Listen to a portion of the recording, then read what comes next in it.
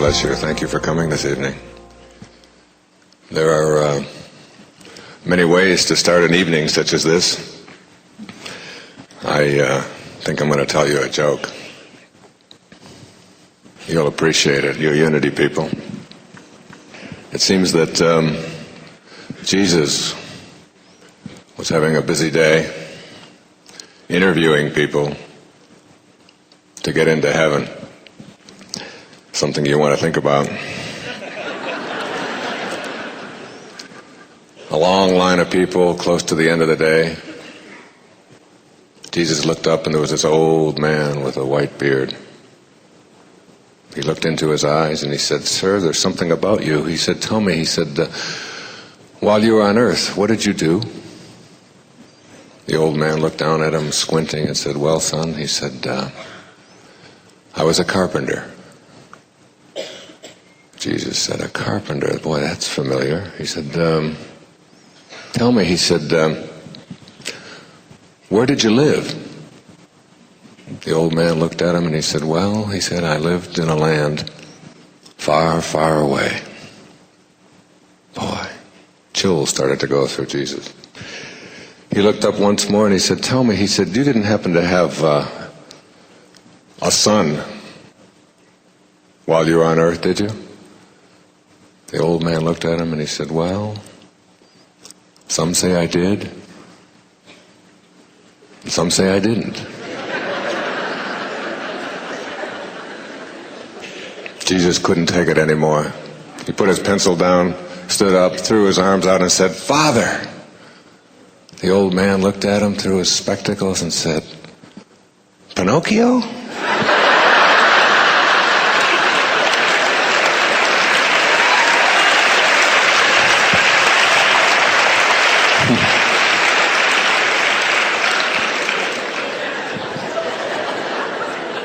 I like that story.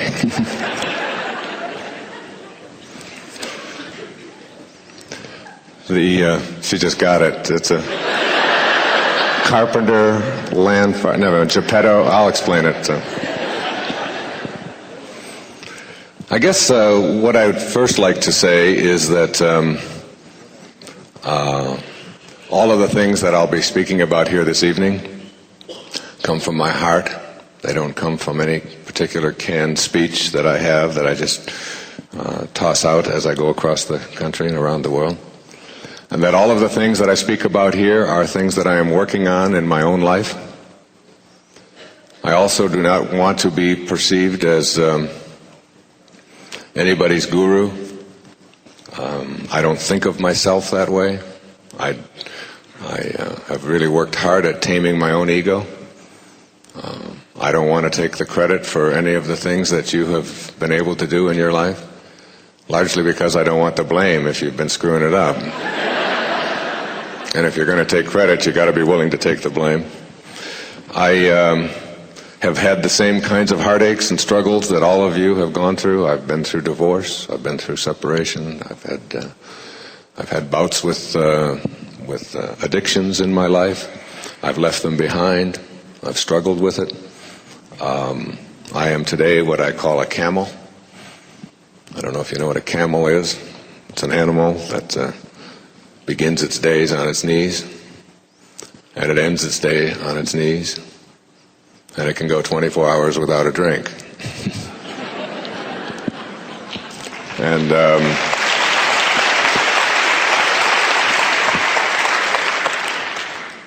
And I have 8 children.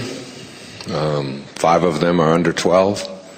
I have teenagers and a 27-year-old. Some of you can't see in the back. This may look like a bald head to you, but it's really a solar panel for a sex machine. I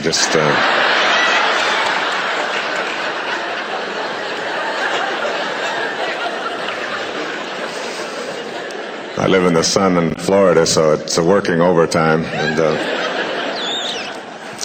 And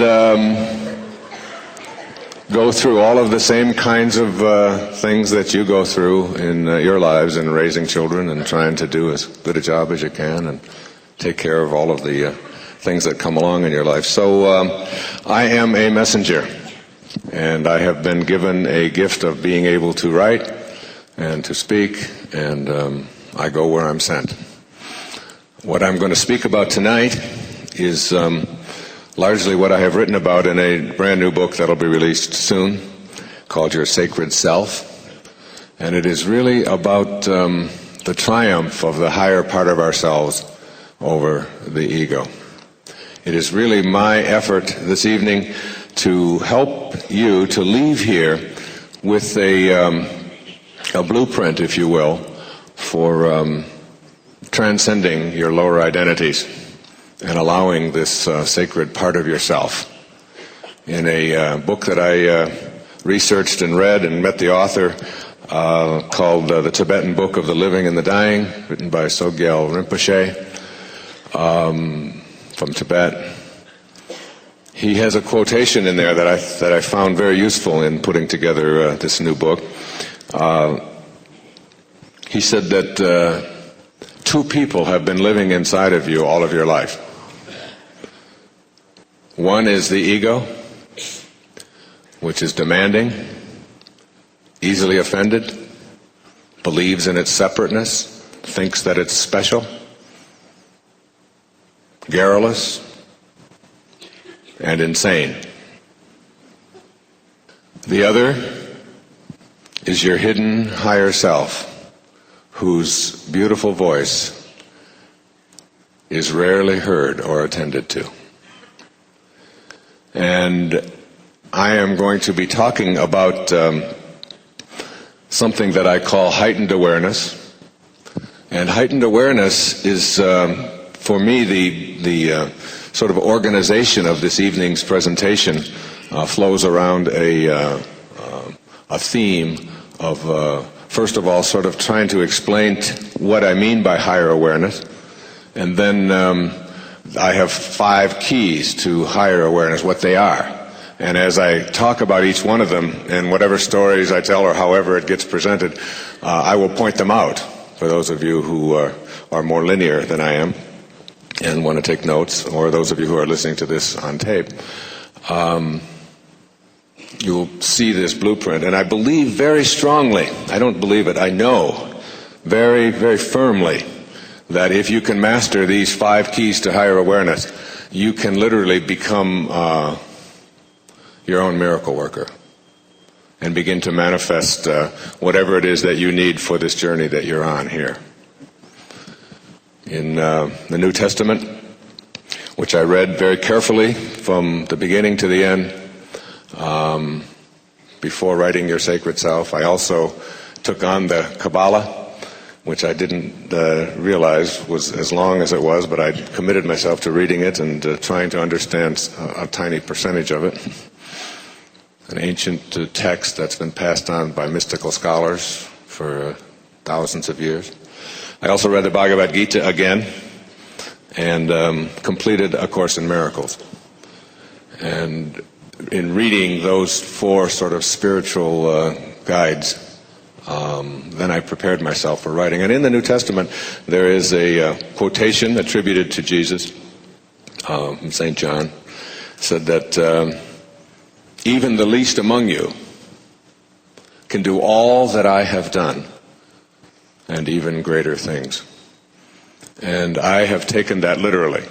I truly believe that each and every one of us have within us the capacity to be miracle workers and to live a life that is way beyond anything that most of us have ever contemplated before. We haven't allowed ourselves to contemplate some of these things. And so some of the material that I'll be presenting here or talking about here this evening will be processed by some of you as weird and strange, and that's fine. I'll even point those out as I go along so that you won't think I don't know what you're thinking. But they are still things that I know are possible. And as I talk about some things that perhaps you wouldn't expect someone with my background and training to be talking about, I'd like you to listen to this right at the very beginning, this beautiful story that Buddha used to tell his people. Before I even do that, though, I'd be, so that I just don't forget, something I talked about on the radio and on TV this morning here at KTAR when I was being preempted by the O.J. trial, in and out, is that I'd like to say, we've got a couple of thousand people here this evening, and I would really like to say to you, as I will be saying all across the country and all around the world, as I'm going on tour, doing a national sort of speaking tour on promoting higher consciousness in our country and in Europe and in Australia, with people such as Deepak Chopra and Marianne Williamson and Louise Hay and Stuart Wilde, and we are touring, talking about these things. And one of the things, I received a letter from a man whom I hold very dear in my heart. His name is Eknath Eswaran. And Eknath Eswaran is really his first name, but in that part of India where he's from, they go for last name first. So Eswaran wrote to me and asked me if in my talking I would tell people that this, and he wrote me this letter in September, he had pointed out that over 15,000 articles in national publications had already been written about this trial before they even had selected a jury, and that the energy that we are putting into all of the minutiae of this particular crime is something that is going to bring us down. And so I would ask you to go out from here and to pay less titillating attention to the details of this particular current thing that is dividing us racially. Thank you. It's dividing us as a people. It is putting an emphasis on violence. It is we are collectively placing in way too much energy on the kinds of things that will really bring us apart rather than together. And I don't watch it, and I don't read about it, and I don't comment on it.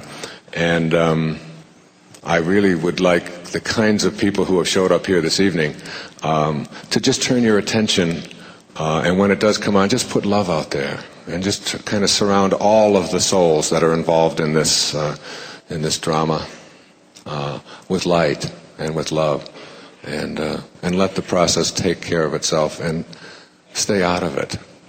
Stay out of it. It's very, very important. And Eswaran is one of the leading spiritual figures. I think he's a living saint. He's 83 years old. He wrote Dialogue with Death, which I'll talk about later this evening, and is the interpreter for most of those of you who have ever read the Bhagavad Gita in English probably read his interpretation of it. So that's my little spiel on O.J. Here's the story. It's from Legacy of the Heart. This is a story told by Buddha to his students. So I'm saying it to you at the beginning here tonight. A young widower who loved his 5-year-old son very much was away on business. And bandits came and burned down the entire village and took his son away. When the man returned, he saw the ruins and he panicked. He took the charred corpse of an infant to be his own child, and he began to pull his hair and beat his chest, crying uncontrollably. He organized a cremation ceremony and collected the ashes and put them in a very beautiful velvet pouch. Working, sleeping, or eating, he always carried the bag of ashes with him. One day his real son escaped from the robbers and found his way home. He arrived at his father's new cottage at midnight and knocked at the door. And you can imagine at that time the young father, who was still carrying the bag of ashes and crying, he asked, "Who is there?" And the child answered, "It's me, Papa. Open the door. It's your son." In his agitated state of mind, the father thought that some mischievous boy was making fun of him. And he shouted at the child to go away. And he continued to cry. The boy knocked again and again, but the father refused to let him in. Some time passed, and finally the child left. And from that time on, father and son never saw one another again. And after telling this story, the Buddha said, sometime, somewhere, you take something to be the truth. If you cling to it so much, when the truth comes in person and knocks at your door, you will refuse to open it. It's a powerful story for beginning students learning to be Brahmins. And it's a powerful story for each and every one of us. Is that we have to have what we learned when I was studying literature back at the university. We have to have this thing called the willing suspension of disbelief. And this is what you do every time you go into a movie theater.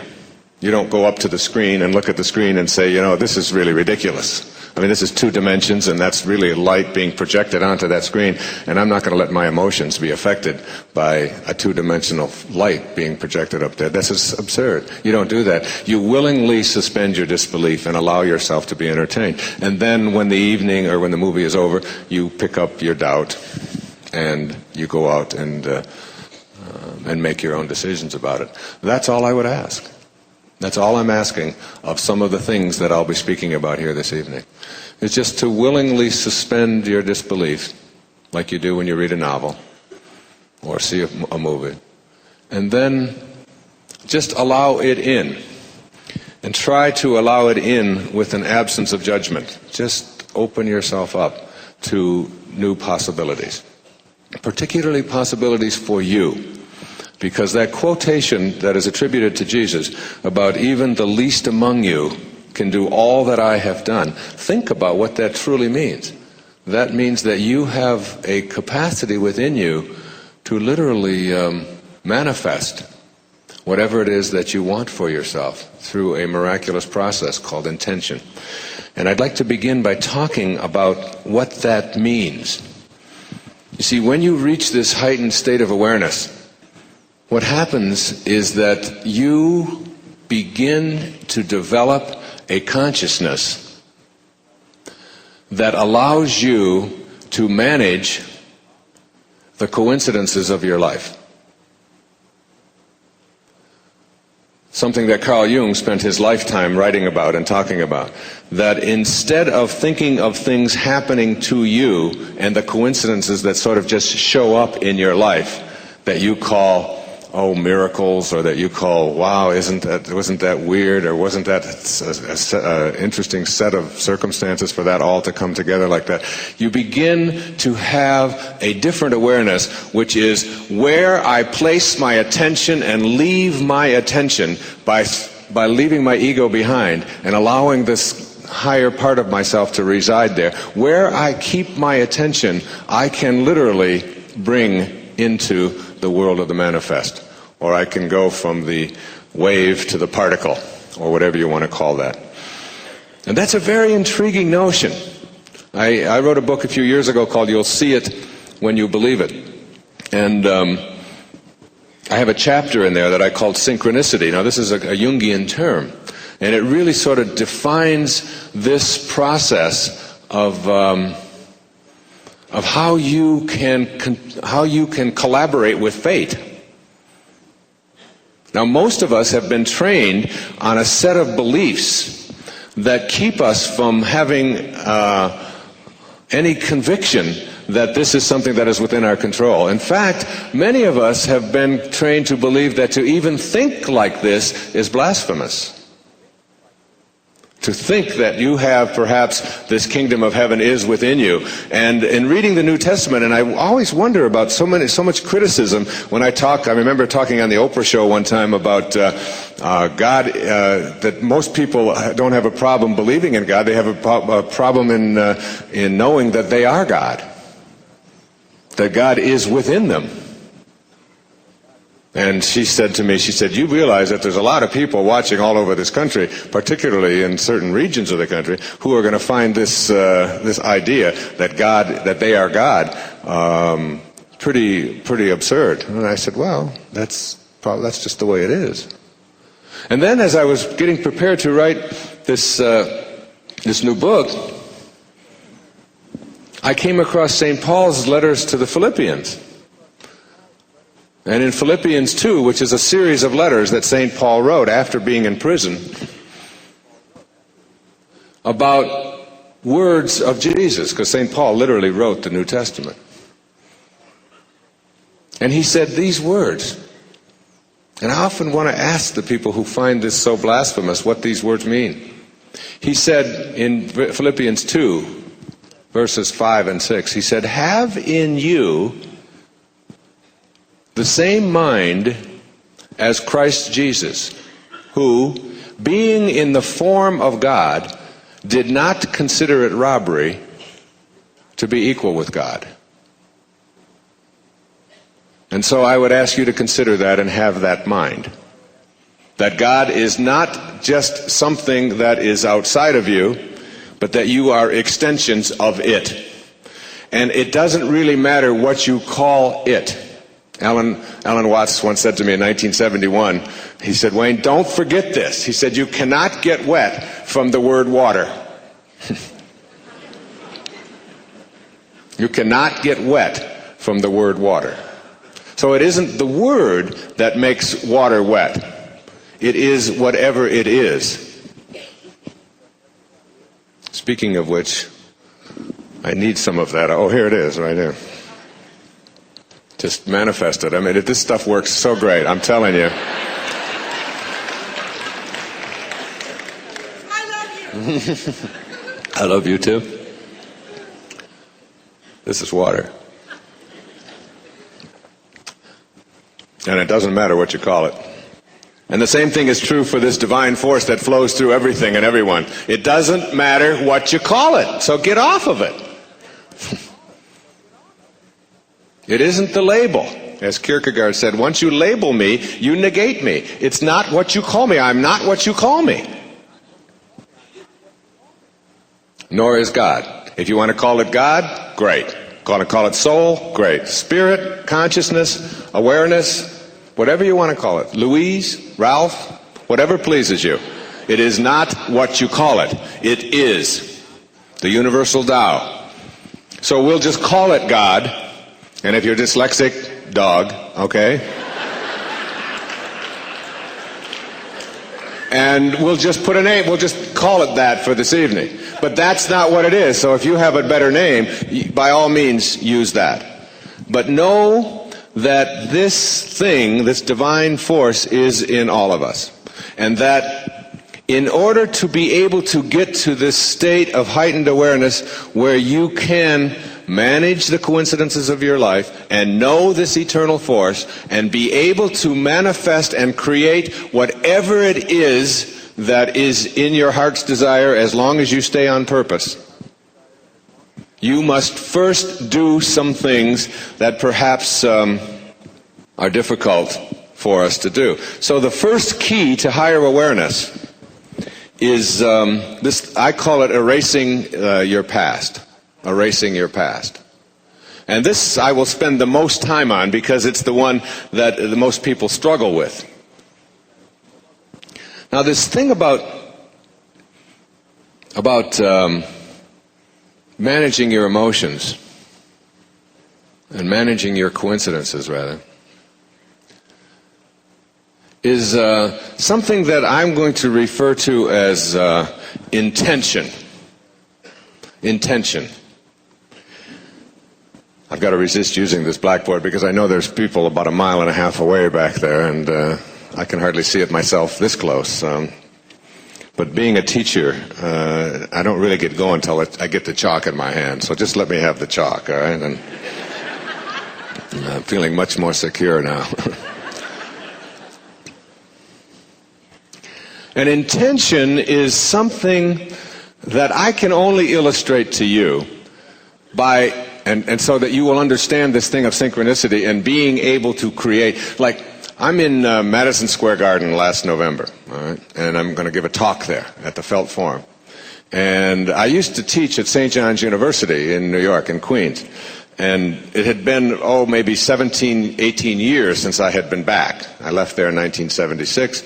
And I hadn't seen my former department head, who hired me at St. John's right after I got my doctorate in 1970, to come there and teach. And a really nice guy and a very good friend. So I thought, I'm going to look him up. I've been thinking about him a lot, and I'm going to look him up. So about 2 hours before I go on, I'm thinking about Bob, and I go to the lobby of the Felt Forum, and I go into a phone booth, And I get the Long Island, he lived in Garden City, I get the Long Island directory, and I go to Garden City, and I'm looking up his name, and I can't quite find it, and I turn around and I look up, and he's standing there. Now, it's 18 years since I've seen this man, and I've been thinking about him, and I'm thinking I'm going to, and he's standing there. Now, everybody goes, oh, booga, booga, wow, what's going on here? I got to call everybody I know. You say, okay. So there was a time when I used to do the same thing. Oh, man. But see, this stuff happens so much now that I'm beginning, maybe I've got to really work on this ego thing, but I'm beginning to think that I can do this, all right? See? So now I don't even just think I can do it, I know I can do it. I know that the mechanics of creation are such that if I stay on purpose in my life, where I place my attention, I can manifest from that placement of attention as long as I do it without the other four keys to higher, with the other four keys to higher awareness, which I'm not going to tell you about yet. But as long as I keep my attention there and don't allow anyone else to smear it, you see, in order to be able to create anything for yourself in your life, you first must be able to conceive of it. And the corollary of that is, if you can't conceive of it, you can't create it. And the problem in trying to teach people to become spiritual masters, enlightened beings, the problem is not in teaching the mechanics of this. The mechanics are really quite simple. What you do is really fairly simple to do. The problem is in convincing people that they have the capacity to do it. Because most of us are stuck in something, now I do have to write this, I'm sorry, something called a paradigm. A paradigm. And a paradigm is a way of thinking or behaving which traps us into believing like the Father with his Son, into believing a truth because we've had it drilled into us by so many people that we can't think any other way. And that's why I say this first key is so important. You have to be able to let go of your past. And before we take a break, I am going to try to give you, I'm not going to try, I'm going to give you the formula for doing that. And try to illustrate it with some of what I think of as the best stuff that's ever come down the pike in terms of getting rid of this stuff in the past. But a paradigm, let me give you an illustration of a paradigm. In 1968, okay, go back, 1968. What country in the world do you think was the world's largest manufacturer of wristwatches? Switzerland. You get an A. And everybody would have come up with that, virtually everybody, in 1968. The Swiss had been making watches for centuries, and they were considered the leading experts on watches. Now it's 1995, okay? Less than 30 years later, and what country, by a factor of 10 to 1, is the leading producer of wristwatches in the world today? Japan. Now, the reason why that shift has taken place in a relatively shorter period of time is something called paradigm. In 1968, someone came to the Swiss manufacturers in Geneva and said, we have a new idea for making watches. We're going to get rid of the mainspring. We're going to get rid of the winding mechanism. We're going to get rid of the whole inside. And we are going to replace it with a quartz movement and put in a battery. That battery is going to last for years, and it will keep perfect time, and it's going to transform the watchmaking industry. And the Swiss said, don't tell us how to make watches. We have been doing it for centuries. We are the experts. We will tell you. That was their paradigm. And they continued making watches the way they did, and they went to the Japanese. Now, that little example, I've always remembered that when I heard that the first time. And I say it to you because you can also get stuck in a paradigm in your life, in lots and lots of areas. Most of us have these kinds of things that we hang on to and that we believe so strongly because we have been conditioned by all of our well-meaning sort of other egos who have shown up in our life to guide us and have directed us on a path that is mostly directed by our lower identities. And while we pay some attention to our higher identities, we usually just do it on Sunday mornings or Saturday evenings. And the rest of the time we have sort of a whole different way of approaching it. And a paradigm is something, now I have a teacher that I work with that is really, I think, a very enlightened being. And he told me, he said, if you want to get out of the paradigms that you're in, and I was like, me? I'm Wayne Dyer. I'm not stuck in anything, all right? He said, well, one of the things you're going to have to learn to do is you're going to have to learn to kill your ego. I said, well, I really can do that. I can kill my ego. I said, what's the test? How do you know when you've killed your ego? He said, well, the test for killing your ego is you check yourself into a dirty, grungy motel room that smells of piss.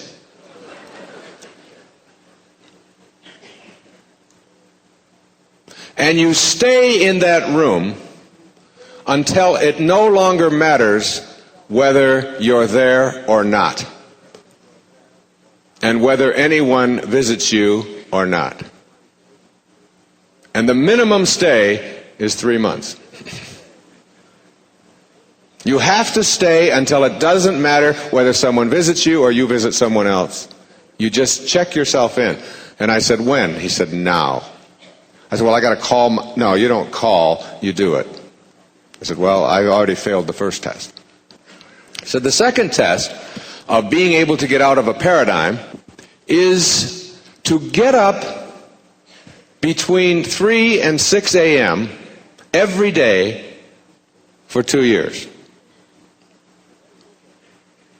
And in that time period, you walk in the woods, and if there's no woods, you walk in the streets without any fear.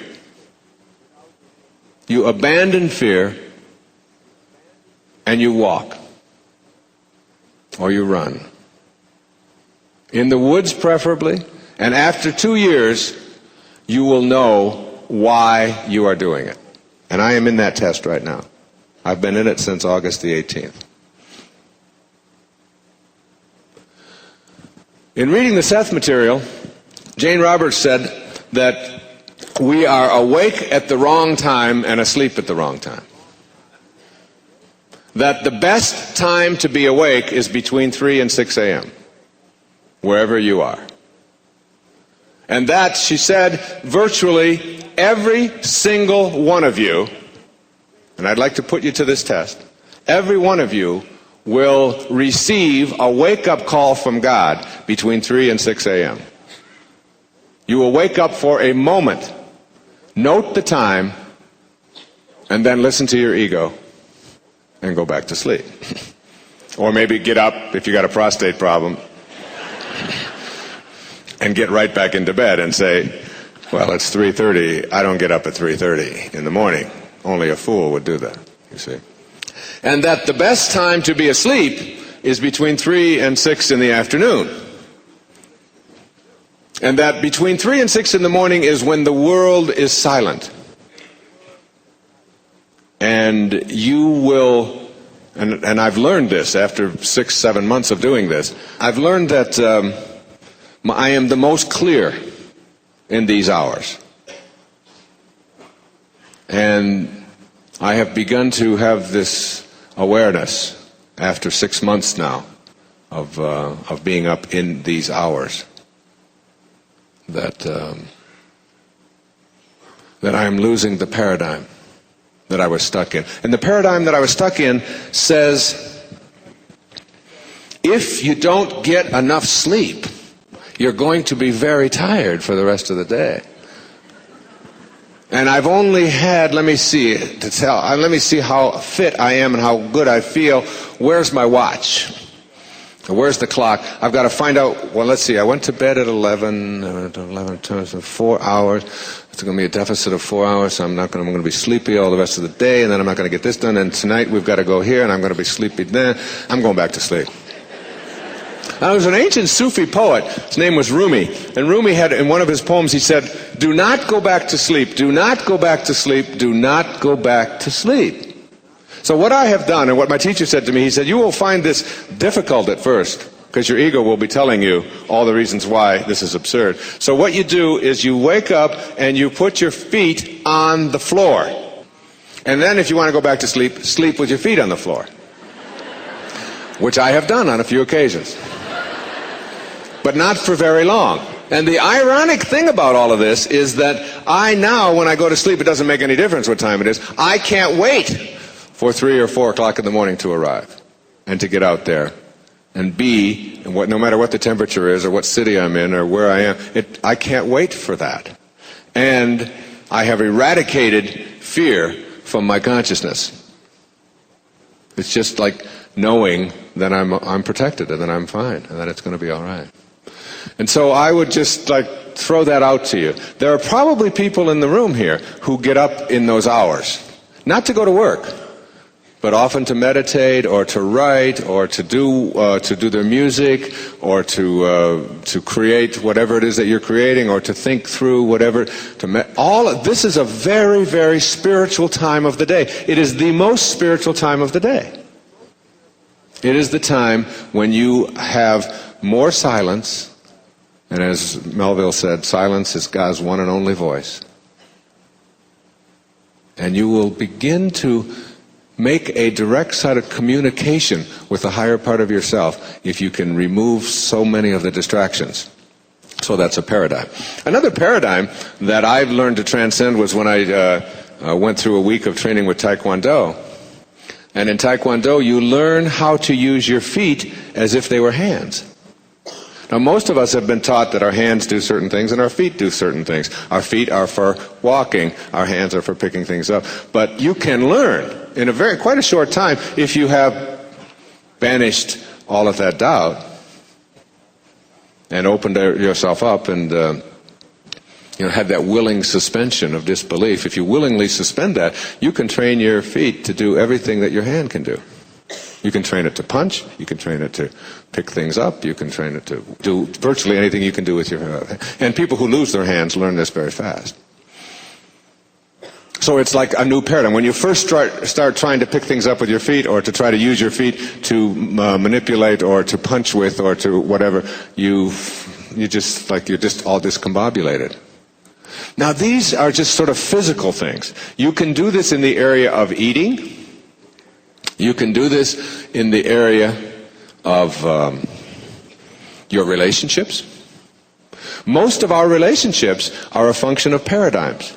We relate to each other in the way that we have been told is the only way that you can relate. And so when someone else says something to us that we find offensive, we immediately respond with anger. And that's a paradigm. In Everyday Wisdom, this little book of quotes, my favorite quote in there is this whole idea that if you really want to improve the quality of your relationships, whatever you pay to get in here tonight, just this one little sentence will really dramatically alter your relationships. And I'm not just talking about the person that you live with. I'm talking about people that you meet on the street, people that you work with, people that wait on you in restaurants, whomever they are. When you have the choice, and you always do, to be right or to be kind, just pick kind. It's a whole new paradigm. I no longer have to be right. Whew. Now there is a shift in awareness that will lead you to higher consciousness. Someone says, you really are an asshole. And you say, I appreciate you pointing that out. I really do behave like a jerk a lot. And having someone to point it out to me really probably will help me to transcend that. It's very nice of you. The subtitle of my new book is called Making the Decision to Be Free. Making the decision to be free. Now, freedom, the best definition I ever heard of freedom was offered by Florinda Donner in a wonderful book called Being in Dreaming. And Florinda Donner defined it this way. She said, freedom is the absolute lack of concern about yourself. Now that's freedom. When I was walking with Marianne Williamson in Melbourne, Australia, just a few months ago, we toured Australia, speaking down there. And we went for a walk one day. My oldest daughter, was babysitting her little girl, Emma. And we went for a walk for about 2-3 hours, just talking about the tour and what we were going to do on the programs and all of that. And she said to me, out of nowhere, she said, "Come on, Wayne." She said, "Tell me, do you have any secret desires?" Just like... Now, there was a time when someone asked me that question in a park, a woman, I would have come up with sort of a crass remark. But I said, yes, I do have secret desires. She said, what is it? I said, I would like to disappear and still be here. And I remember reading in some of Castaneda's later works saying that freedom is really a disappearing act. It's like you have to learn how to disappear your ego. And the absolute lack of concern about yourself and how things affect you and how self-absorbed you are and how important you are and their need to be right all the time and all of that. This is all stuff that is part of a paradigm that we have been taught because we believe in this, ego, which stands for edging God out. Our ego is the part of us that is our false self. And I say that without qualification. It is the part of us that would have us believe that we are separate from, that we are more important than, that we are special. And I want to tell you right now, folks, if you want to understand higher awareness, you got to get off of this thing that you are special. You are not special in the eyes of God or anyone else. It implies, if you're special, that someone else is not, doesn't it? And if everyone is special, then we don't need a word like that, do we? To specify who is and who isn't. We are all divine creations, extensions of God. Every single one of us. No one better, no one more important, no one more advanced, no one prettier, no one more anything. And this whole idea that we have been carrying around with us about what it is that offends us and what it is that we find difficult to live with and how important it is for us to be right and to make other people wrong. All of this stuff is an absence of higher awareness. And you've got to somehow figure out a way to transcend it. And know and begin to believe in something that you can't see. Believe in something that you can't see. I wrote a story. I'm going to share just a part of it with you. It's a story that I open up this Your Sacred Self with. The story goes like this. Imagine this scene. 2 babies are in utero, womb mates.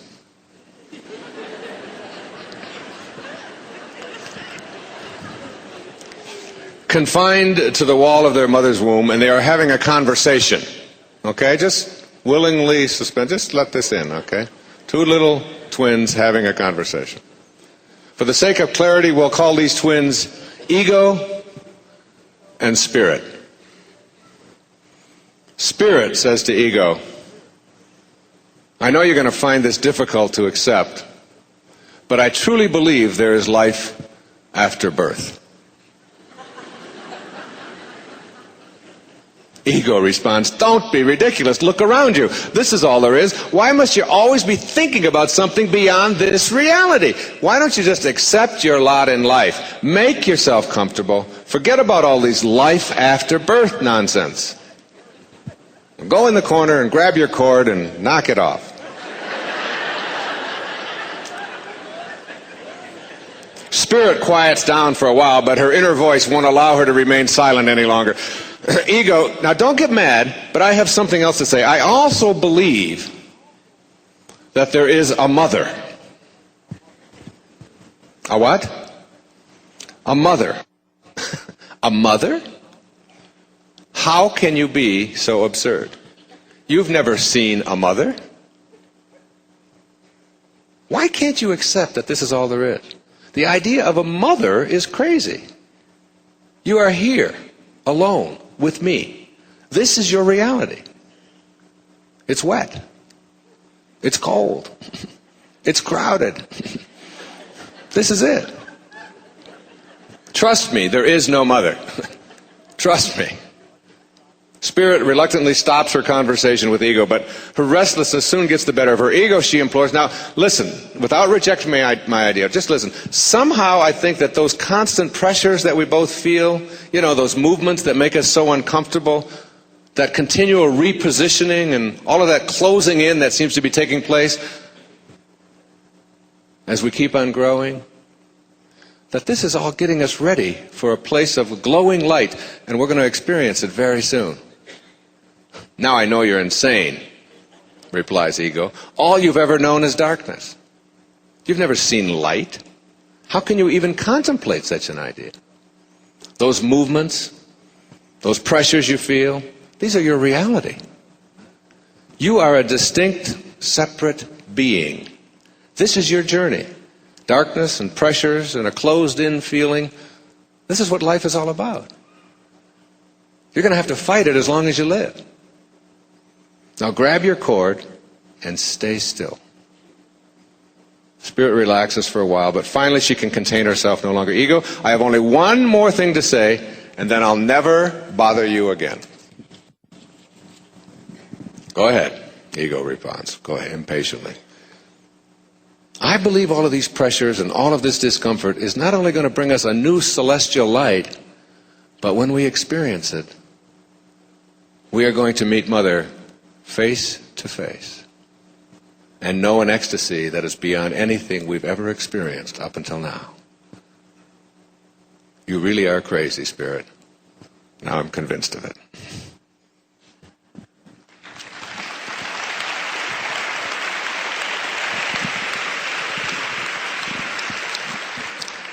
And so you see the metaphor, don't you? I don't even have to explain it. We who come to talks like this are what my friend Stuart Wilde calls fringe dwellers. We are dwelling on the fringe, all of us. We are filling out the forms. We are in the system. We are not that rebellious yet. We receive a lot of criticism. A lot of people think we're nuts.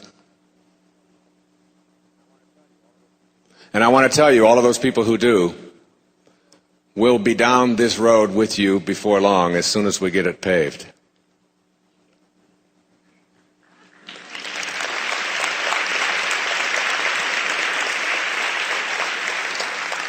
And while it's still rough, those who don't want to travel rough roads will be your critics.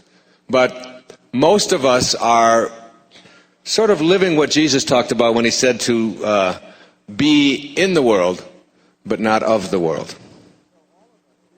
And so all of us here in this room know in our hearts that we are on a path that can't be stopped. And it's a very powerful force within us. And it motivates us not only to come to things like this, but to behave in new ways and to break out of old paradigms. We also know that there is something more to this life that we are here experiencing other than just being a part of the system, and we are going to have a deeper richer experience of life. We know it's available. We know that it doesn't matter what the system says, and that we are going to be what I call scurvy elephants. When I was a little boy living in an orphanage, I came home and said to the lady who ran the place, "What's a scurvy elephant?" And she said, "What?" I said, "I heard my third grade teacher telling the principal that Wayne Dyer was in her classroom and that he was a scurvy elephant." She said, "I don't know what that is, but I'll call." And she called the principal, and the principal said, "Oh no, that's Wayne. He gets everything mixed up." She didn't say that he was a scurvy elephant in her classroom. She said that he was a disturbing element in her classroom.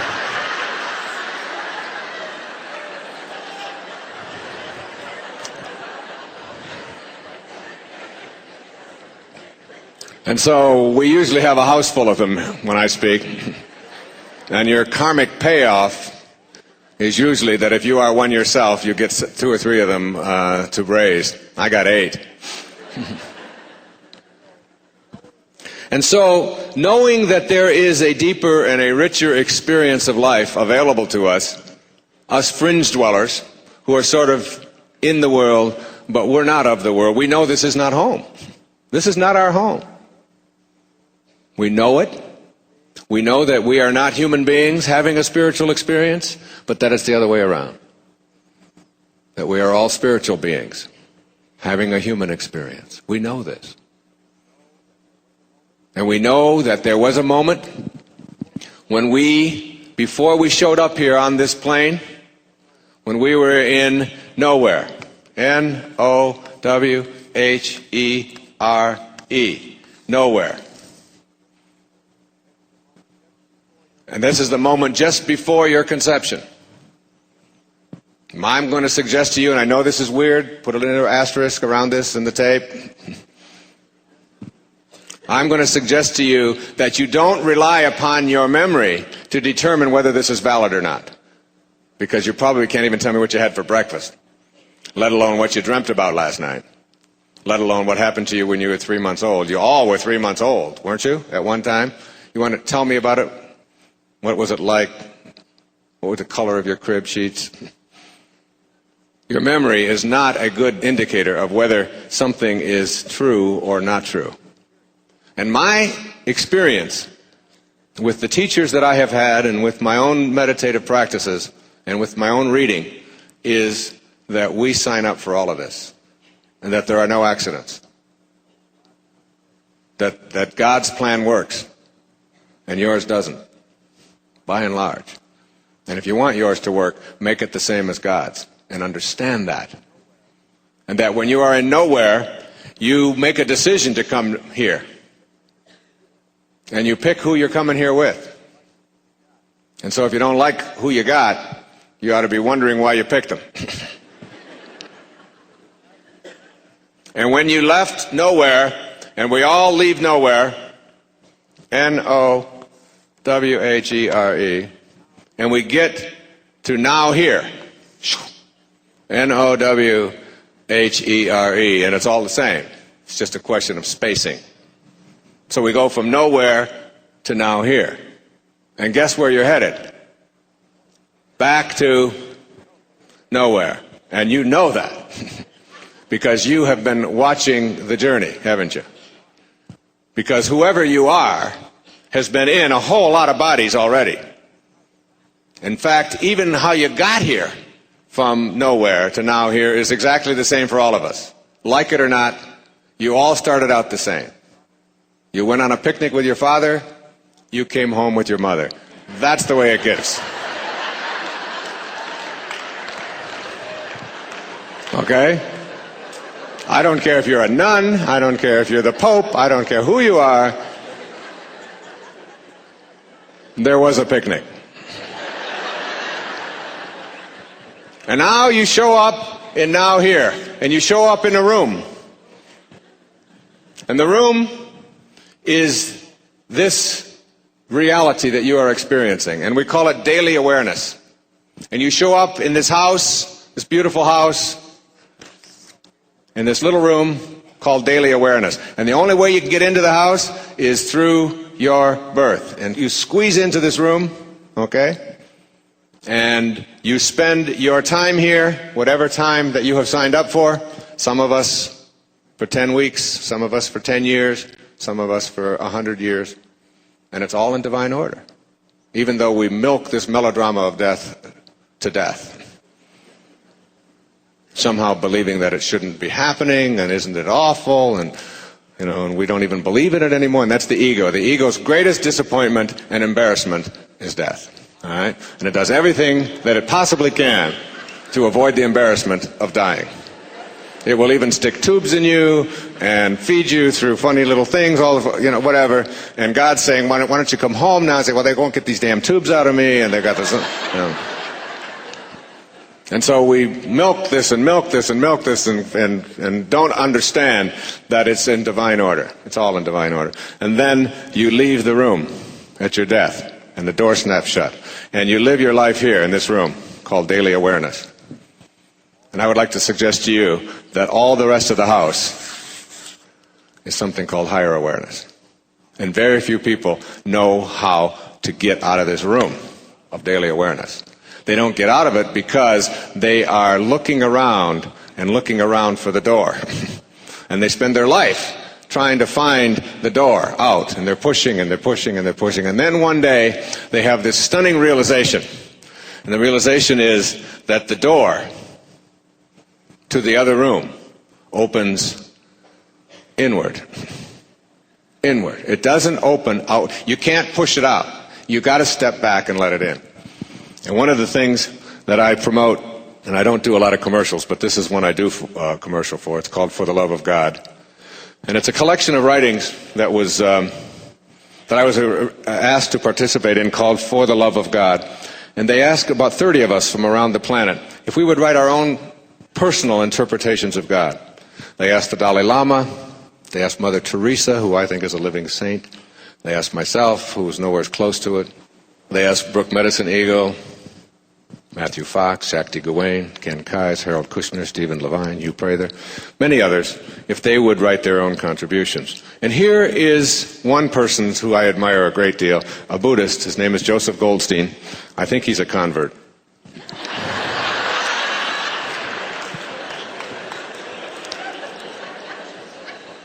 And he says, the first time I sat in meditation was for just 5 minutes. But even that glimpse was exciting and transformative. By the way, there are no profits made on this book. There are no royalties paid on this book. All of the money earned on this book goes to ending world hunger.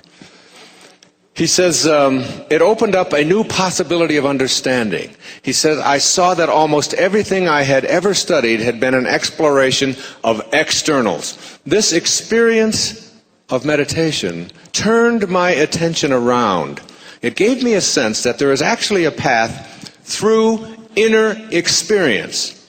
And this has been borne out in ways I had never dreamed of at the time. That's a very, very powerful notion about this house and going from nowhere to now here.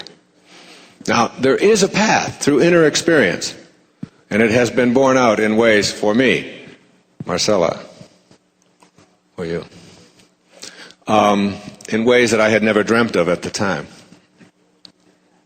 In order to know this path, you can't read about it. You can't have somebody else tell you about it.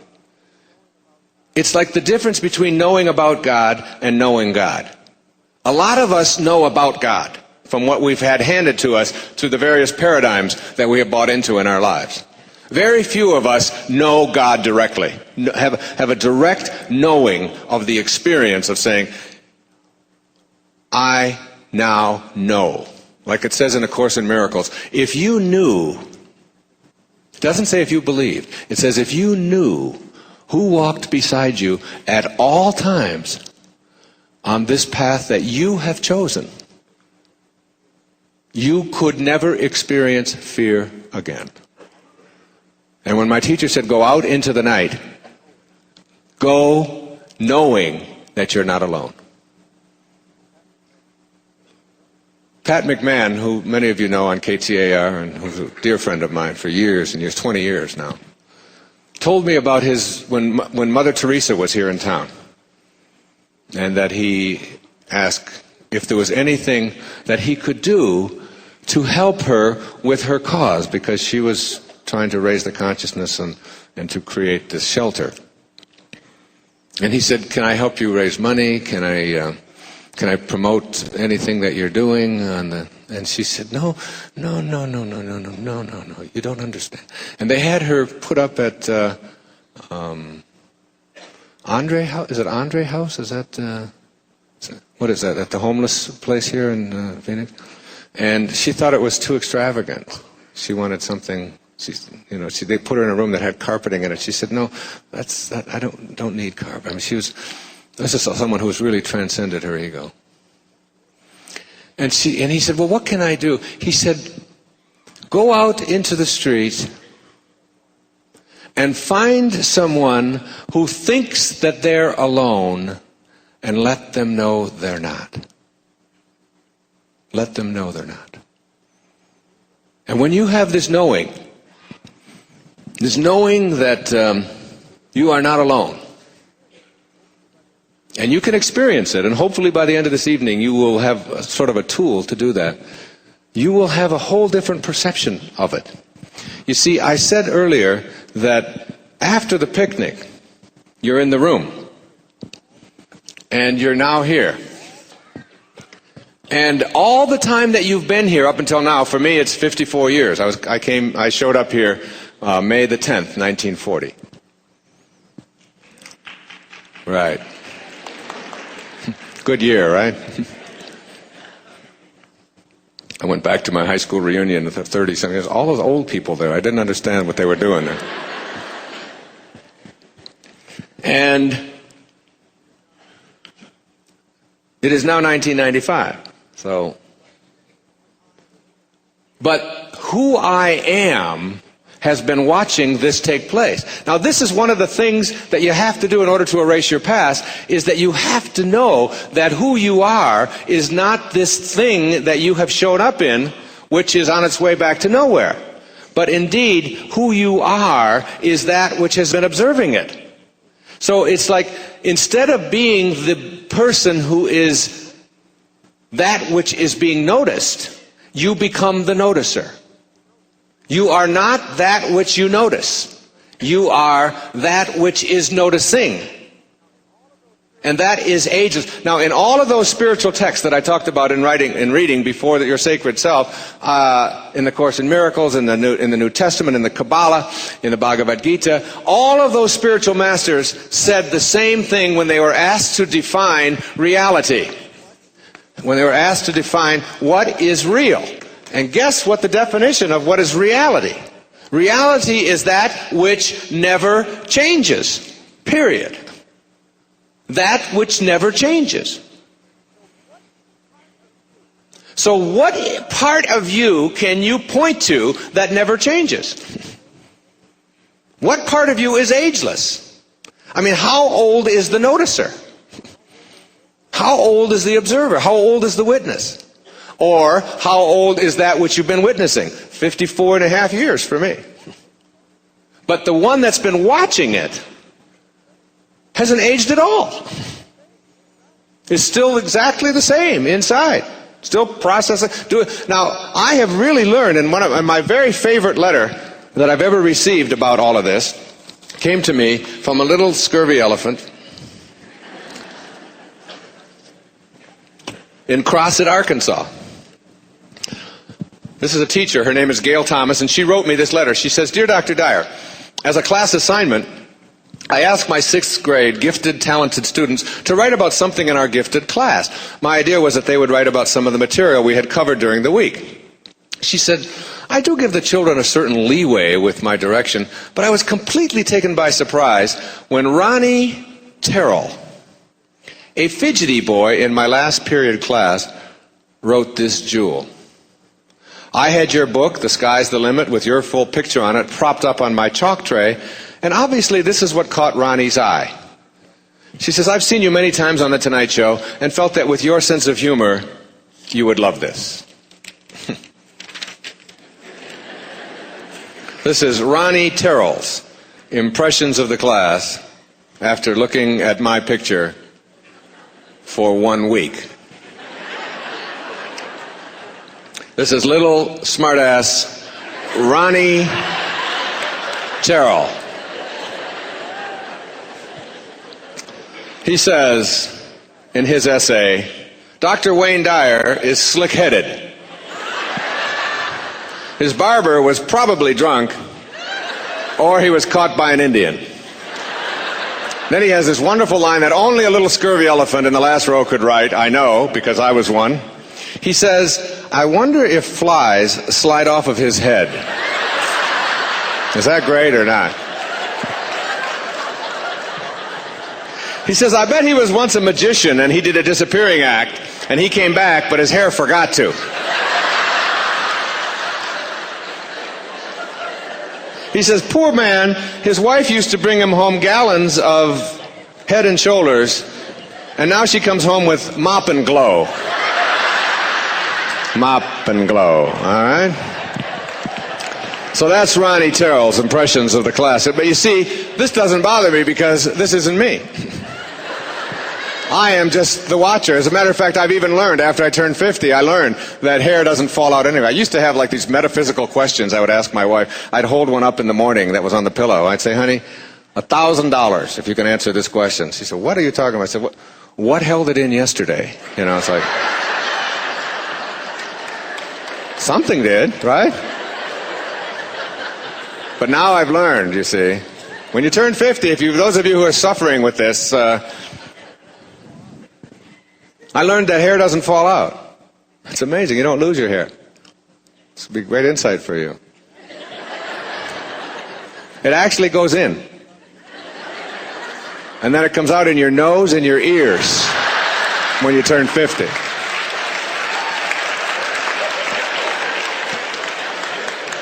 My kids got me an electric nose and ear hair clipper for Christmas. If I didn't have that today, I would have shoulder-length ear hair, you know, coming. So I've been noticing this for a long time, you see. And all of you have been noticing the same thing.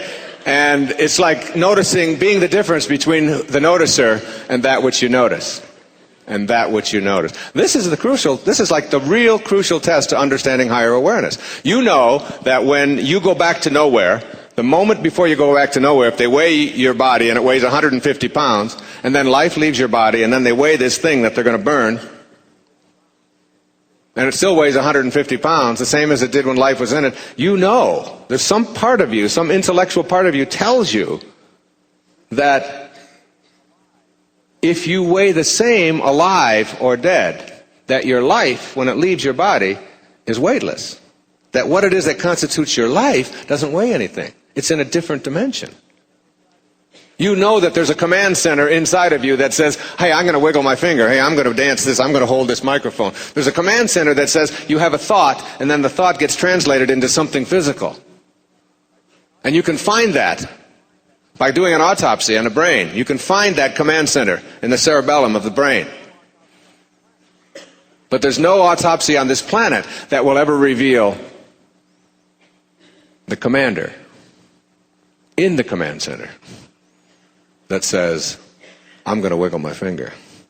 I'm going to hold this microphone. I'm going to move my foot. And that's who you are. That which never changes. And if you ask any of the spiritual masters who've ever walked among us, any teacher that will come your way, they will teach you that reality is the part of you that is eternal. And when you live there, you abide in an absence of fear. And you begin to know that life itself is a sublime experience. And there are no accidents in it at all. That this is an intelligent system that we are all a part of. And that intelligence, whatever you want to call it, flows through each and every one of us.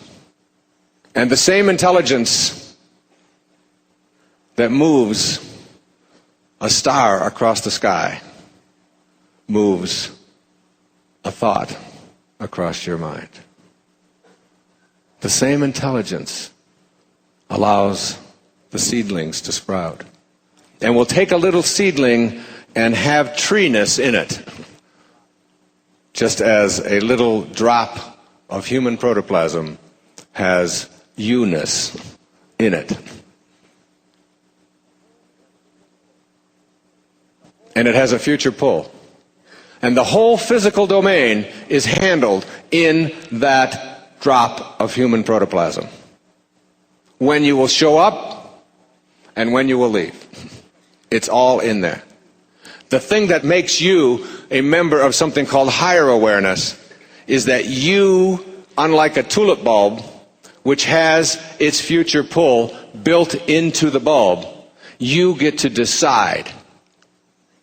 You get to decide on the pictures. And you get to determine what your life truly is, not what this garage where you park your soul is all about.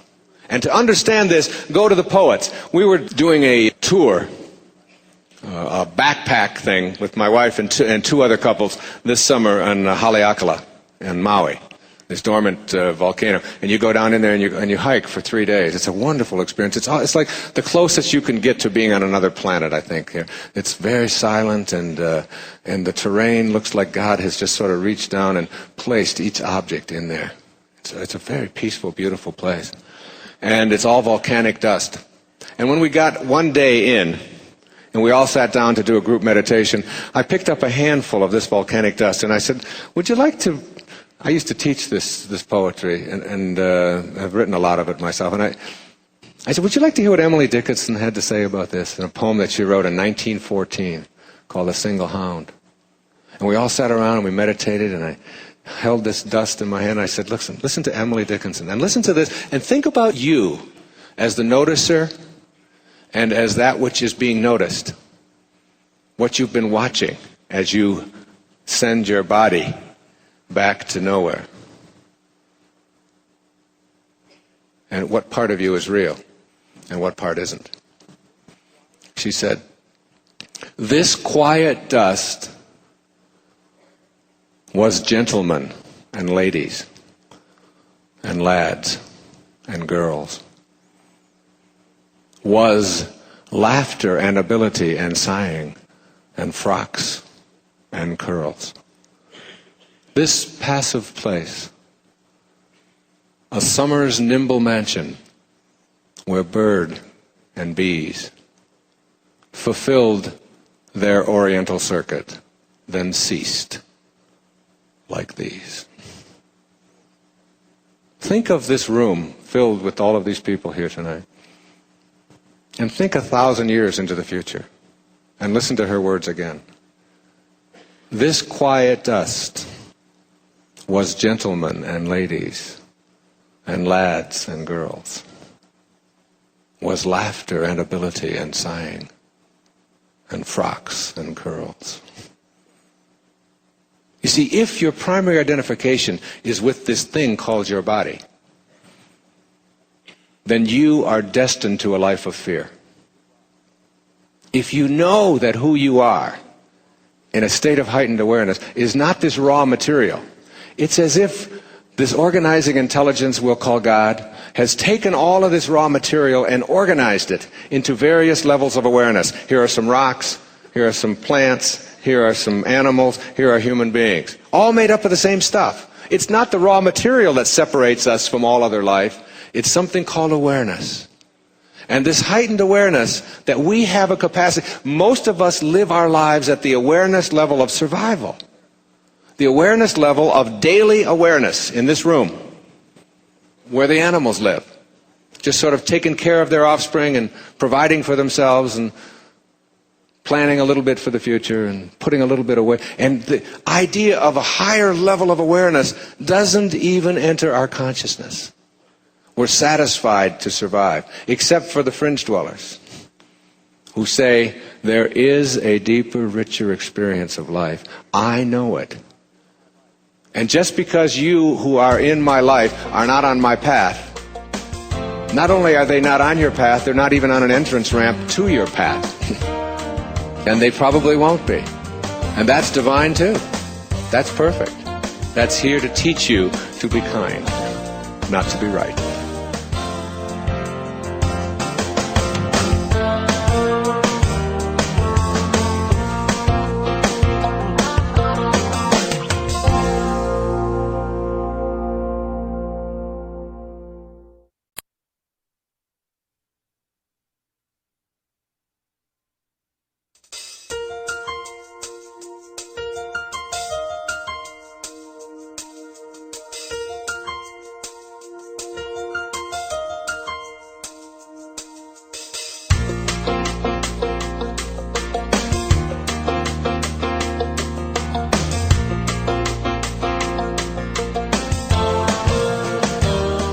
Because there's no bullshit like New Age bullshit, okay?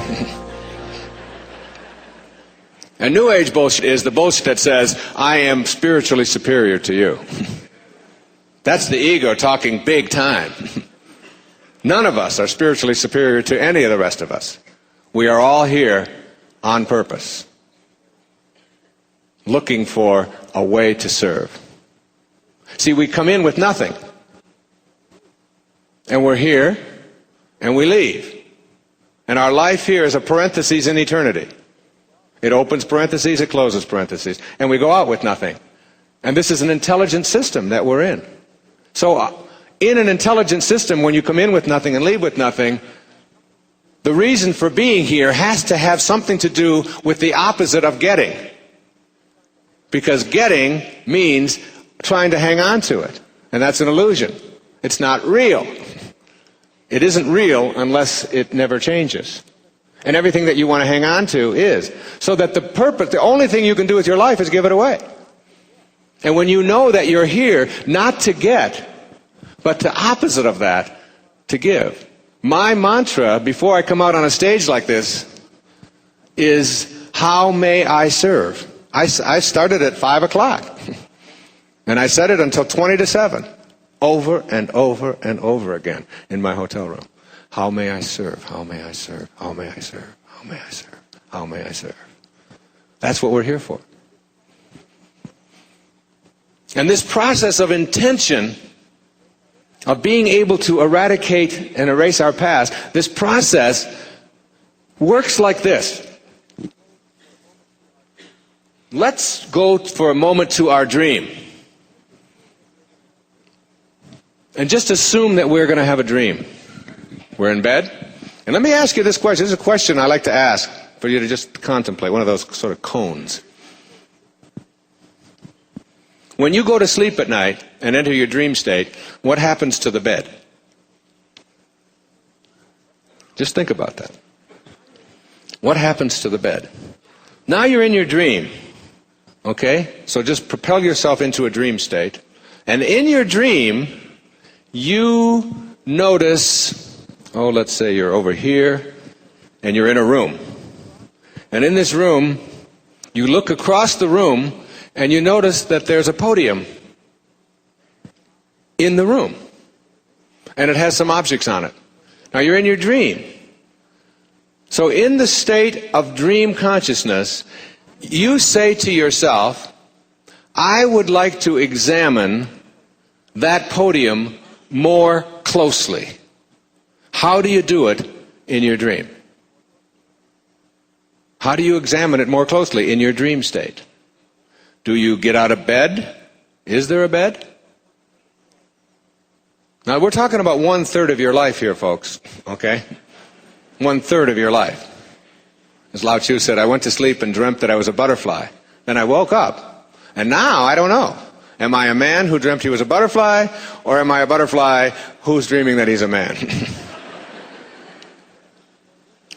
So in your dream state, do you get up out of bed, keep it right over there, say, excuse me, honey, wait, get out, and walk over and say, there's a galley of a new book, and there's a pen here, and there's some glass of water, I think I'll have a drink of that.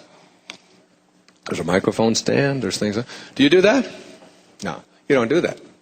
Because you enter your dream without any doubt. So what you do in your dream state is, are you ready? Shoo! Stay alert.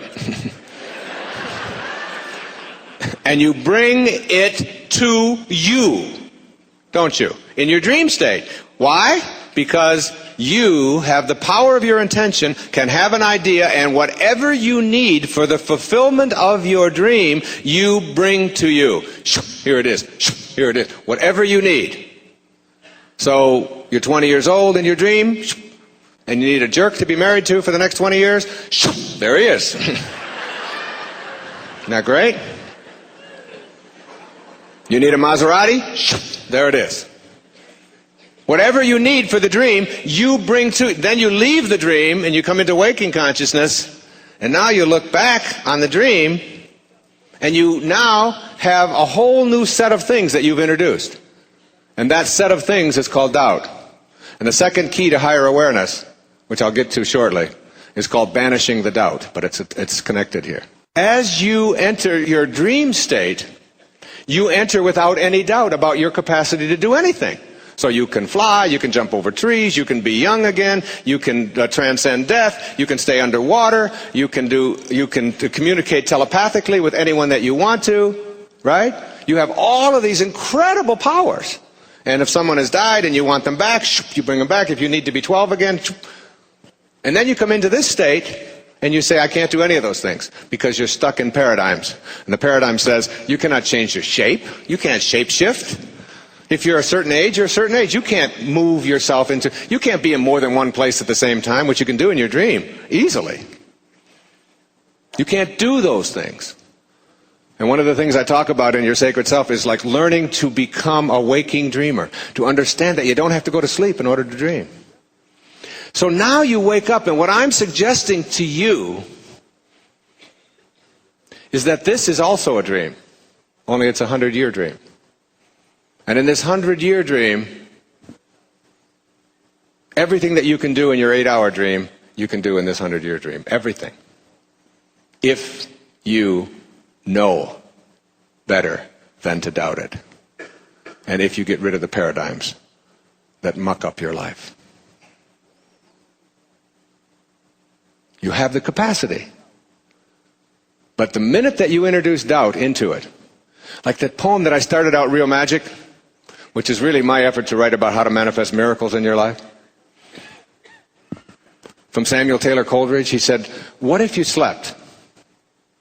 And what if in your sleep you dreamed? And what if in your dream you went to heaven and there picked a strange and wonderful flower?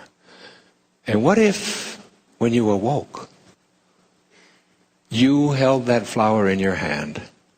Ah, what then? Is it possible to bring something from a dream state into a waking state? Or is that part of a paradigm? And the tiniest smidgen of doubt that enters your consciousness is what you will act upon. 7 key little words from Proverbs. As you think, so shall you be. If you think that it's not possible, what you think about is what expands. Or as Emerson said, the ancestor to every action is a thought. And the minute you have a doubtful thought in your consciousness, you will act upon that and manifest the fruit of that doubt. And not be able to see it. You will not see it. So what I'm suggesting to you is that whatever it is that you know is right for you, and this has been called many things, this power, this force that flows through all of us. You are in for such an incredible treat right now. One of the words that is used to describe this force is grace. And in a great hymn, probably I think the greatest song ever written by a person who had nothing, who was struggling in his life, who just jotted it down on the back of an envelope. It's called Amazing Grace. And in Amazing Grace, there are words that say, I once was lost, but now I'm found. And it was grace that taught my heart to feel. It was grace that brought me home. In touring Australia, we toured with a young singer named Cecilia.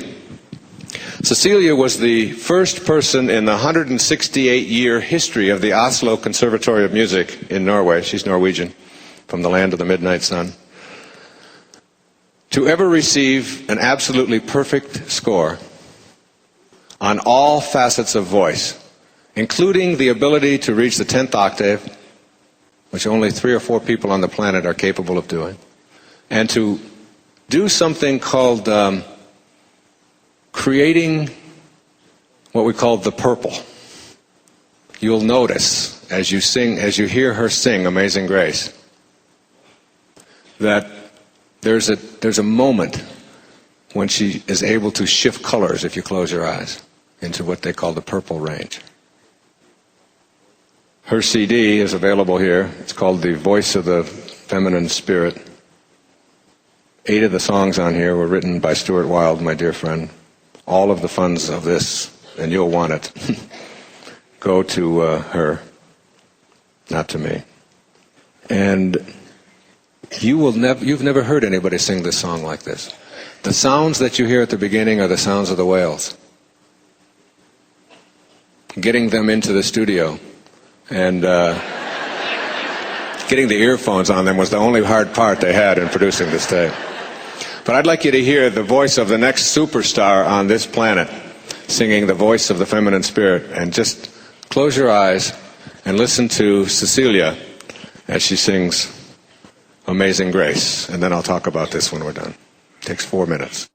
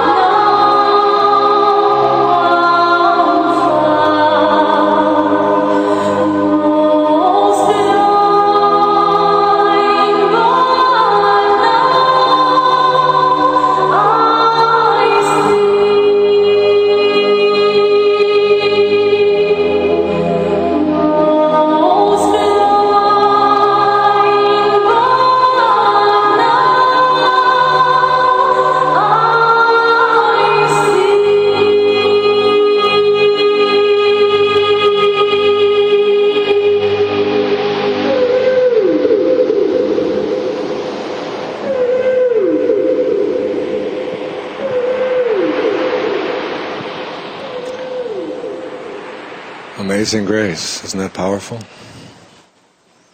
It's stunning. It's stunning.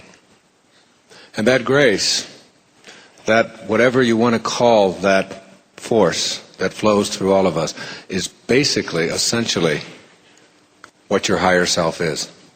Now I want to give you a practical application of how this power of grace and intention works in your life. As you know from how I opened, I'm out in the streets, wherever I am, early in the morning, with grace. And I was walking the other morning, not yesterday but the day before, over in this place, sort of kitty corner from here, a place where they have a tribute to Cesar Chavez, some kind of a garden spot, and I saw a woman walking about 5 o'clock in the morning, 5:30. And I thought it's strange to see a woman out here alone, walking, long hair, unescorted. She was at a drinking fountain. And so something propelled me toward this woman. I don't know what it was. And I walked over to where she was working this drinking fountain, and it didn't seem to work right. And she turned it on and got a drink, and then I was behind her, and I tried to get the thing on, and I couldn't get it on. And she said, she turned around to me. She said, "Oh, nobody can work this fountain." She said, "Only my daughter, who's 12, knows how to work this thing. This is my water stop." So she got, with two of us sort of fumbled around with it, and we got it to work, and I took a drink, and I said, "Where are you going at this time of the morning?" She said, "I'm going up to the plasma center to sell blood." She said, "I go there 2 or 3 times a week, and my husband goes the other days. And that's one of the ways that we make our money, by selling our blood, the plasma. First time you do it, you get $20 or $25. The next time you do it, you get $10. And you do it as frequently as you can, because I have to raise some money." I said, "Well, let me walk up there with you." And we walked, and we were talking. And I was talking to her about some of the things that I'll even be talking about here later this evening. I told her about this term, this Japanese term called Satori, which means instant awakening, and how you don't have to have a long time to learn something. You can have a moment. And she said, "Well, I'm married to a man, an Englishman, but my background is Indian. I'm an Aleut Indian, and we have a name for that in Aleut." And I asked her to write it down. Atahi. I said, "What does it mean?" She said, "It means great seeing." Turns out this woman had been to Berkeley, been to UCLA, has a 12-year-old daughter, and the daughter has had some physical problems. And we got up, and we talked for, we must have walked for half an hour or so. And I felt very peaceful with this woman. I felt I was really in the company of a very special divine being. And she was very concerned about my safety. Began to lecture me about not getting hurt. And she said, "If you look at some of these people that are standing out here," the sun was just coming up, she said, "you'll see that the spirit has left them. They still have bodies, but they have no spirit. It's sort of just abandoned them. And when people have no spirit, they can act in dangerous ways. It's a spiritual deficit." And we talked, and we got up close to the plasma center, and there were a whole bunch of people standing up there who were going to sell their blood to make whatever money they were going to make for the day. And I just had a strong feeling that she shouldn't go in there this day. And I said to her, "I'll tell you what, I had a little bit of money on me, and I reached in, I had a $100 bill in my pocket. And I said, 'Here, take this $100 and go back home. And don't go into that place today. I don't feel right about you going in there.' And she said, 'No, I can't take that.' And I said, 'No, just take it and just think of it as a gift.' So she put it in, and she got sort of teary, and she walked across the street. And I walked away for a little, and I came back, and she was standing there, and she was doing some kind of a ceremony, an Indian ceremony.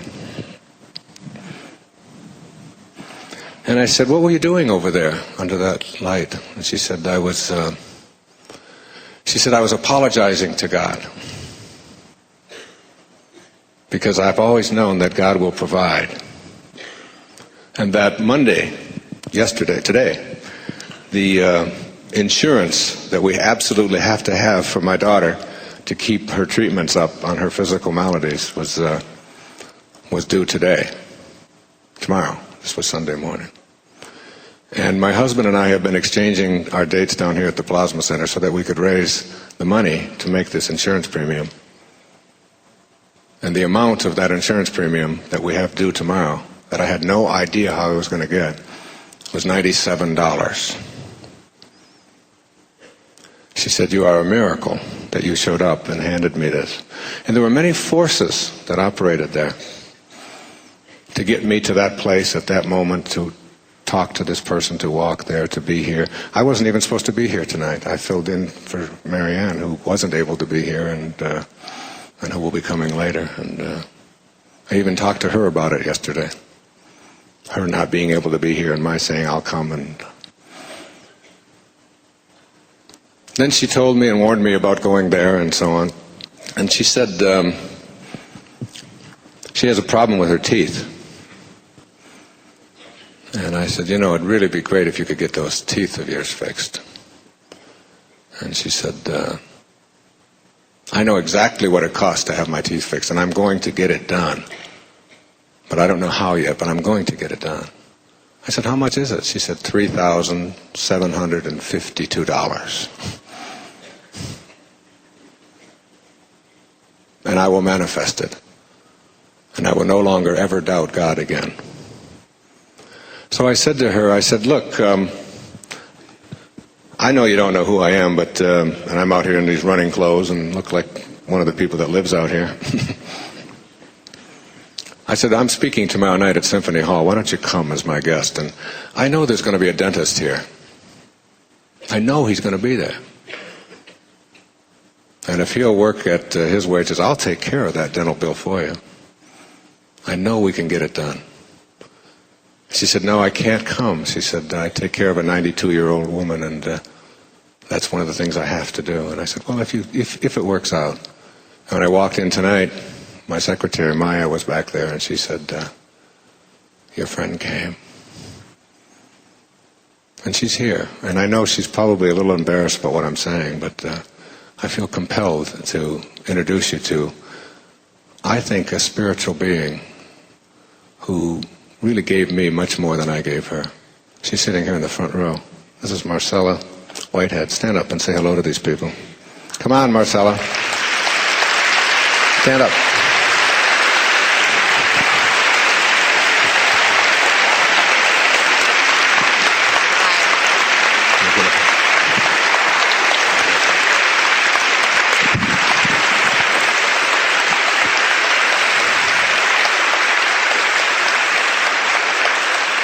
There's a lot of love in this room, and we're going to get those teeth taken care of for you. One way or the other, it's going to get done. She won't let me do it, see. The people that are out there struggling are not the derelicts and the drunks that we all think they are. There are many, many divine souls out there who just a while back were just a paycheck away from having their own place. And in America, we've got to wake up to that and know what we're here for. She was able, through her intention, to bring her insurance payment to her through a stranger walking in the night. Now, what I'd like to say to you is that if you can imagine your life as like a boat, and your boat is heading in this direction, and while you're headed in this direction, you are standing back here at the stern of the boat. Now just try to get a picture of that. And as you look down into the water, what do you see when you look into the water with the boat heading in that direction? You see the wake, don't you? W-A-K-E, the wake. Now, 3 questions about the wake. Number 1, what is the wake? The wake is the trail that is left behind. That's what the wake is. Second question, what is driving the ship? What is making it go? The answer, the present moment energy that is being generated by the engine is making the boat go in this direction. The third and most important question for getting rid of the past and opening yourself up to higher awareness. Is it possible for the wake to drive the ship? In reality, the answer is no. The wake is the trail that is left behind. And it cannot make the boat of your life go in this direction. The only thing that makes your life go, no matter how much you convince yourself to the contrary, no matter how much you're convinced that it had something to do with your birth order, or it had to do with your mama or your papa, or the fact that you were an abandoned child, or the fact that your father was an alcoholic, or that your mother liked your sister better, and even if you don't have a sister, she wanted one, she would have liked her better. No matter how much you get yourself convinced of all of the stuff that is in your past is why your life is going in this direction, it is all an illusion. It cannot drive the ship of your life. And you have got to let go of that idea that somehow why you are the way you are and what the circumstances of your life are have something to do with that trail that is left behind. What is responsible for where you are in your life and where you are going in your life is the present moment energy that you are generating right now out of your consciousness. And where you place your attention is what you will manifest for yourself. And in reading the Kabbalah before going over to Marco Island to write Your Sacred Self, the thing that I got most out of the Kabbalah was this. It says in there that our purpose in being here on this planet is to move from one level to the next, from the physical level to the spiritual level. That's what we show up here for. That's what it means to be a spiritual being having a human experience. That we are here to move from one level to the next. And in order to be able to move from one level to the next, you must generate the energy to do so. Now, energy is a very key concept, and this is another one of those weird little things. But I suggest to you that you not only have a physical body, but you also have an energy body. And that energy body is with you, it's a double. And that body double is with you at all times. It surrounds you in a shape that is actually capable, you are capable of a great seeing. How do you say it, Marcella? Natoihe, a great seeing. And when you see this energy body, you will see that it is assembled around you in something called an assemblage point that is out back here someplace. And that assemblage point of energy is what determines your agreement with reality. And your agreement with reality cannot be shifted until you move that assemblage point of energy. And you can indeed move that energy. And when you are able to shift that energy, that is who you are, and shift it, you can experience and create and write a new agreement with reality which allows you to make a somersault into the unimaginable. And energy is not something that is visible. This planet is soaring through space. It is orbiting. It weighs trillions and trillions of tons. It is being held up and moving forward and circling all the time.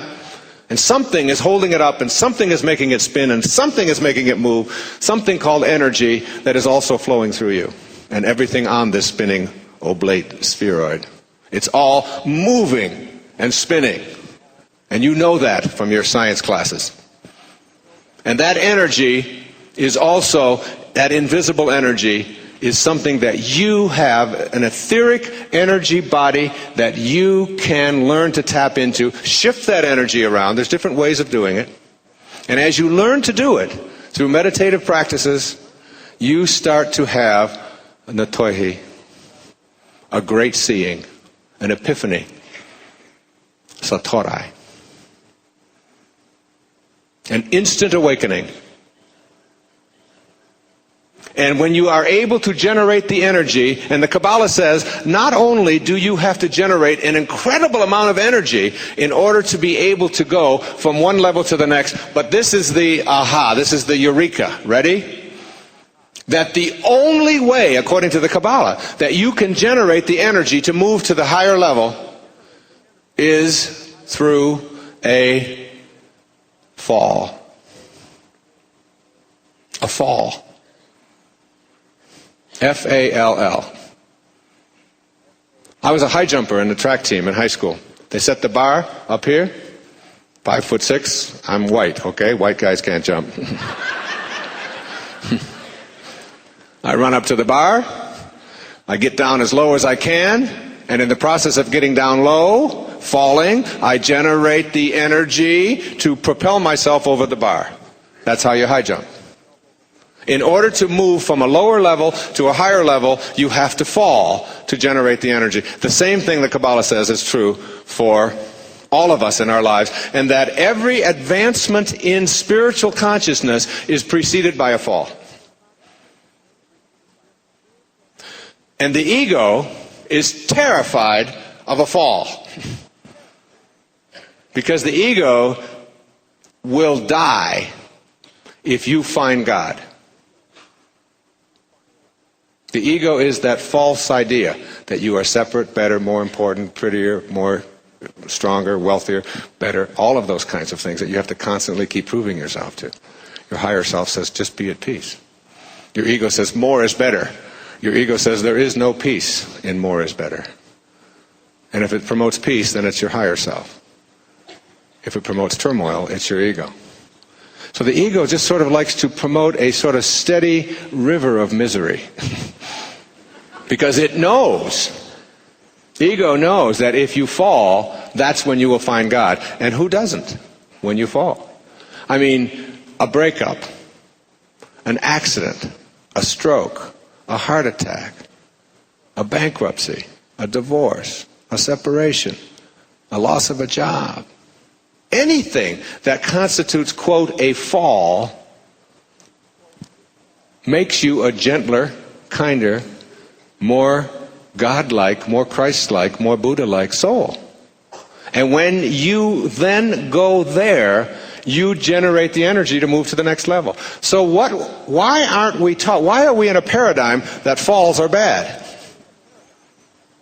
Instead of being in a paradigm that says a fall gives me the opportunity to generate the energy I need to get to the next level, and I probably can't get there without it. William Blake put it in poetry in Songs of Innocence better than I can ever say it. He said, man was made for joy and woe. And when this we rightly know, through the world we safely go. Joy and woe are woven fine, a clothing for the soul divine. And everybody you ever known who's had an accident, who's had a breakup, who's had one of these things happen to them, that they generally find themselves in a higher place. And if you can get there now without the need to have a trauma, you can begin to experience all of the things that are happening in your life as part of this divine intelligence. And they no longer then become part of suffering. As Nisargadatta says, you do not suffer. Only the person you imagine yourself to be suffers. Who you are. And when you learn to live there, you can just witness the suffering. And it no longer even is that. It's very wise words from the Kabbalah. People have been handing me money and things to give to Marcella, so I appreciate that, and she does as well. It's very kind of you. One man who came here from India in the early part of this century, his name was Vivekananda. He came here to... he was sent here, really, and showed up in Boston, I think 1910, and wrote some beautiful things. He's really one of India's great saints. And he had these to say. I used this at the beginning of the third part of Your Sacred Self. He said, "The blossom vanishes of itself as the fruit grows. So will your lower self vanish as the divine grows within you." Just like a blossom vanishes as the fruit emerges, so will the lower self vanish as the divine grows within you.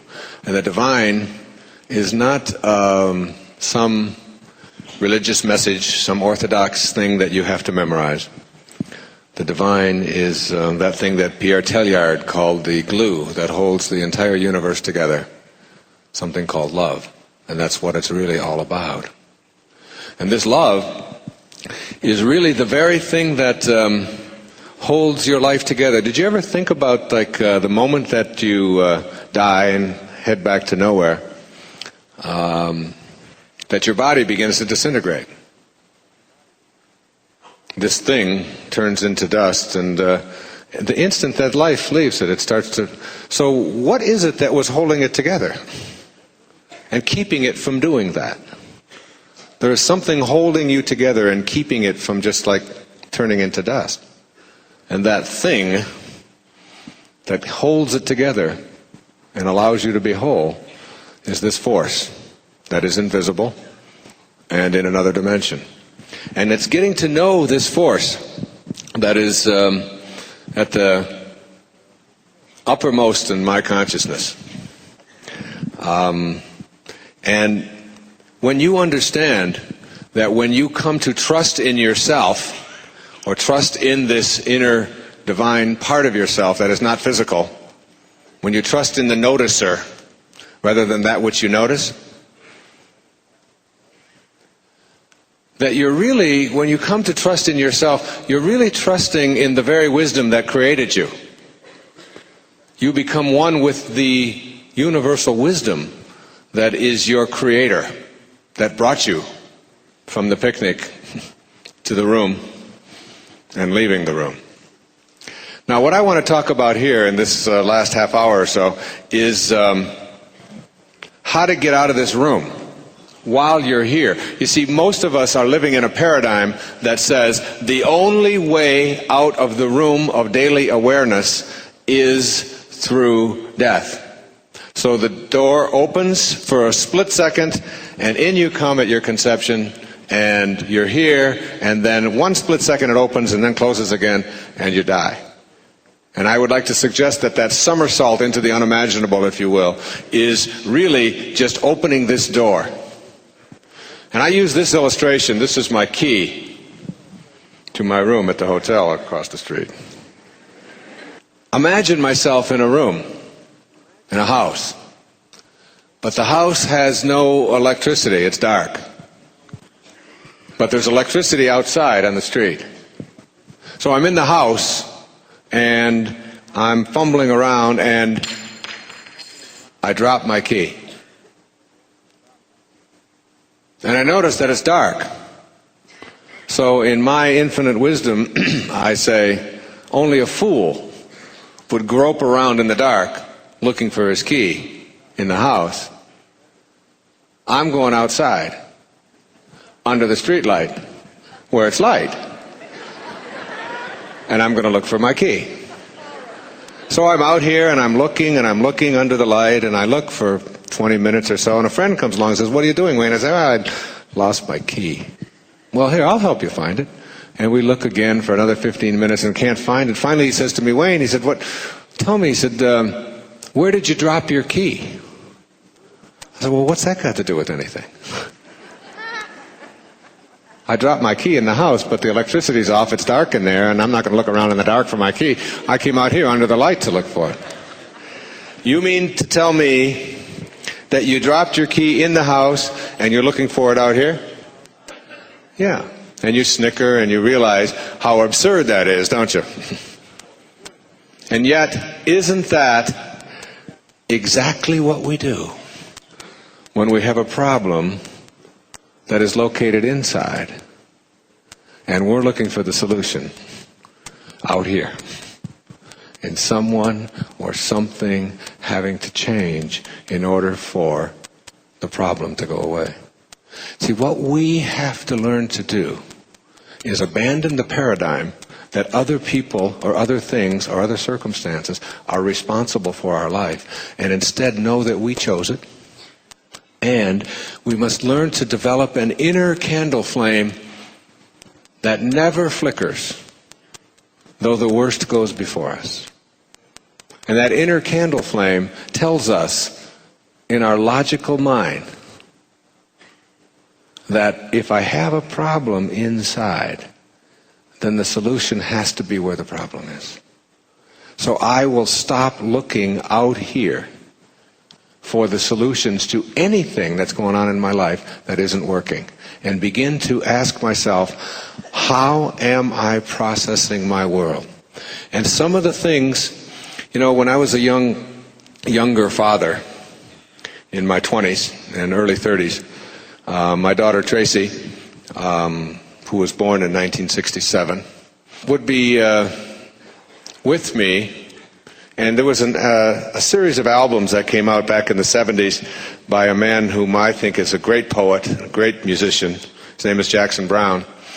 And his early songs just touched me, seemed to just touch my soul. I used to play them over and over and over again with her in the car. And of course, she would always want to have something else playing. She used to say, get a life, I used to say back to her, get an afterlife,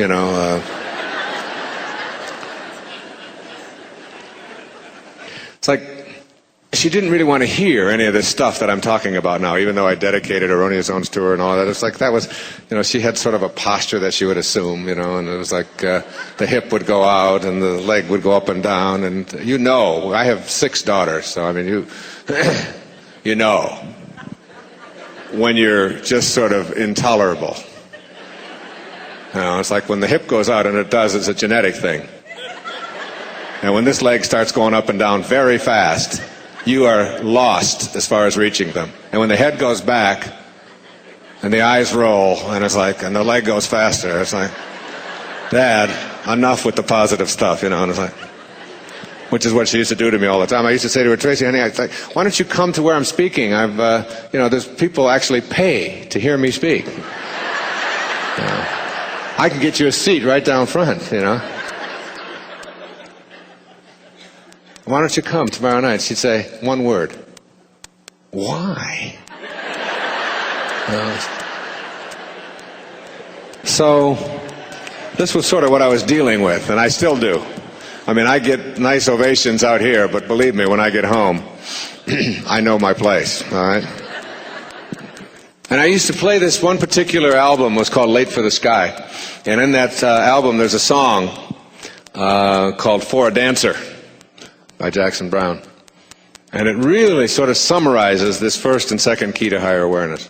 And he just sort of postulates that most of us are dancers.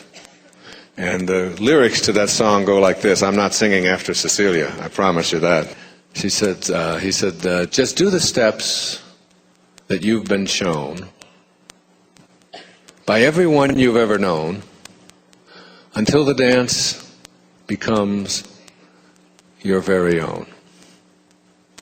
But in the end, there is one dance you'll do alone. And then later on in the song he says, go on ahead and throw some seeds of your own somewhere between the time you arrive and the time you go home. And those words really are very powerful for us, because most of us are just that. Even though we don't like to admit it, we are dancers. We're not choreographers, we're dancers. We're doing the steps that we've been shown by everyone we've ever known until the dance has become our very own. But the noticer knows that in the end, there is one dance will do alone. But most of us are terrified of that.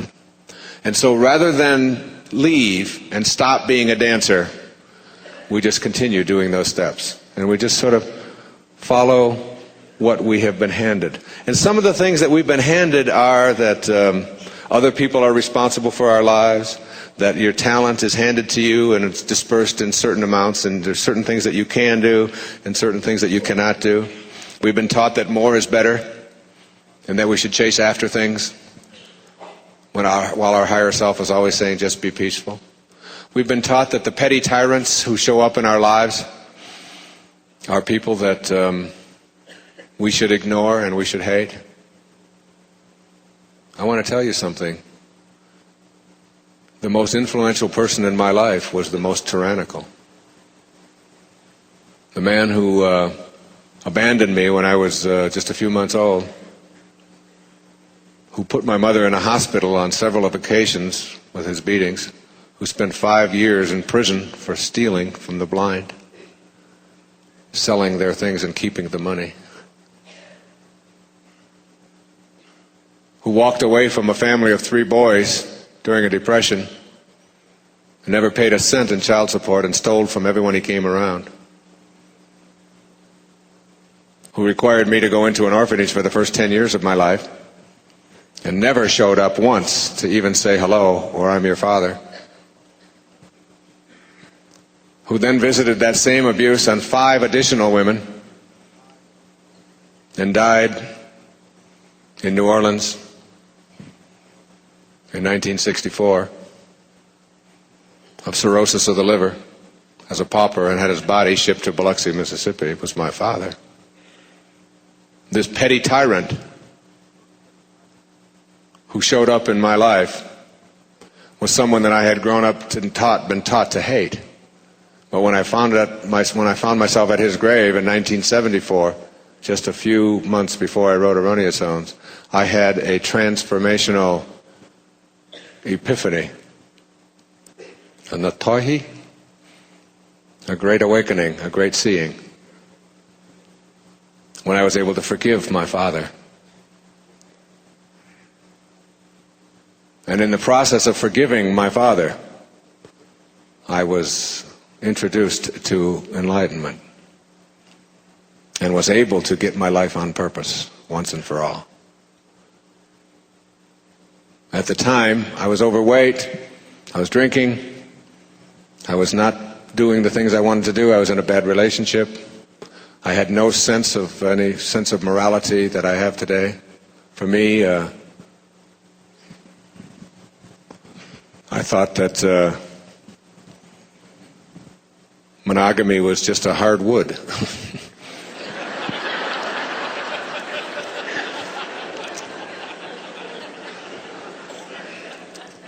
And after I left Biloxi in August 27th, 1974, I totally had left behind. I used to dream about my father, and I used to hate this man, and I used to try to find out where he was and why he had done what he had done.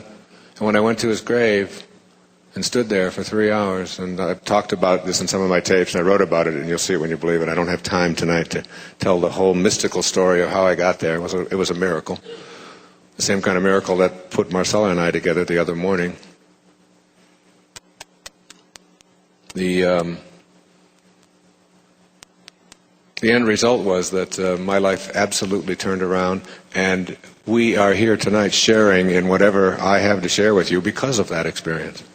And this petty tyrant, who so many of us think shouldn't have showed up in our life, the abuse that we had, the abandonment that we experienced, the relationships, the people who screwed us badly, the people who owe us money, who stole from us and all of that, we don't understand that it's all in order.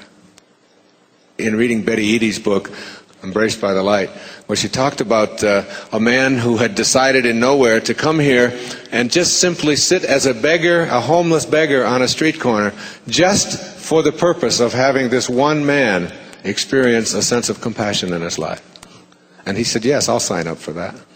I'll come here.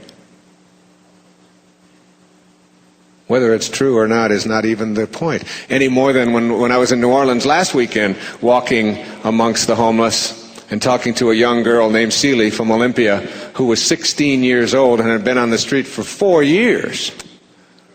And I put $100 into her hand after talking to her. She hadn't had a bath in 4 years, I don't think. And the people that I was with said, look, she's just going to go spend it on drugs. I said, it doesn't matter what she spends it on. It's one act of human kindness. That's all. One act of human kindness. If she wants to spend it on booze or drugs or dog food, it doesn't make any difference. It's the act of reaching out to another human being. That's what higher awareness is. And you have to, as the Bhagavad Gita teaches us, be detached from the outcome. Be detached from the fruits of your labor and stay in flow or on purpose. And so the petty tyrants that have been in your life are falls. Just like World War II and the Holocaust was a fall. And hopefully, not hopefully, assuredly, as a people, collectively, a war teaches us how to resolve disputes in a different way. And all of the stuff that you see going on out there, judging it is not important. In fact, when you judge another person or judge something else, you don't define it. You define yourself as someone who needs to judge. You can't define me by calling me a jerk or a fool. You only define yourself. All of that judgment about it. It's like when they asked Mother Teresa, will you march against the war in Vietnam back in 1967? She said, no, I won't. But if you have a march for peace, I'll be there. You get attached to what you are for, and you keep yourself focused on that rather than all the hatred. That's why I ask you to turn off the OJ trial. To turn your attention away from the stuff that sends out the kind of energy. You know, they say that when Christ would go into a village, just his presence in the village would raise the consciousness of those around him. Just his presence in the village. Just the presence of Mother Teresa in a room, this 4'10", wizened little old lady who ministers to the poor in Calcutta and describes it as doing the work of Jesus in all of his distressing disguises. Seeing Jesus in all of his distressing disguises is how she described it. That kind of consciousness permeates out. And we can have that when we shift our attention away from what is wrong and the hatred in the world. I mean, I get asked that question over and over again, yes, but what about this? And yes, but what about that? I say, I send out loving energy to every person I see on the street. I don't care what they look like. It doesn't make any difference whether they're clerks or whether they're waiters or whether they're people who walk by and smell bad or whatever. I look at them and I see the unfolding of God in every one of them. That is my challenge. To be able to do that and send it. And when you do, you impact not just that person and yourself, but the whole consciousness of the world. And quantum physics, which I don't have time to go into tonight, I talk about in a couple of my books. As a matter of fact, I do want to say that I've talked to Louise Hay and to Deepak and Marianne and others about some of these kinds of things, and we're going to put out a newsletter on these kinds of issues and how they can be changed and what you can and where talks like this are going to be attended. And if you'd like to be on that mailing list, which will cost you nothing, just leave your name and address up on this stage before you leave in some way, and I'll put them all in a basket and put it into their Hay House computer, and you'll be on their list sending you that information. If you don't want it, toss it. So the things that we've been taught by everyone we've ever known, you must have goals.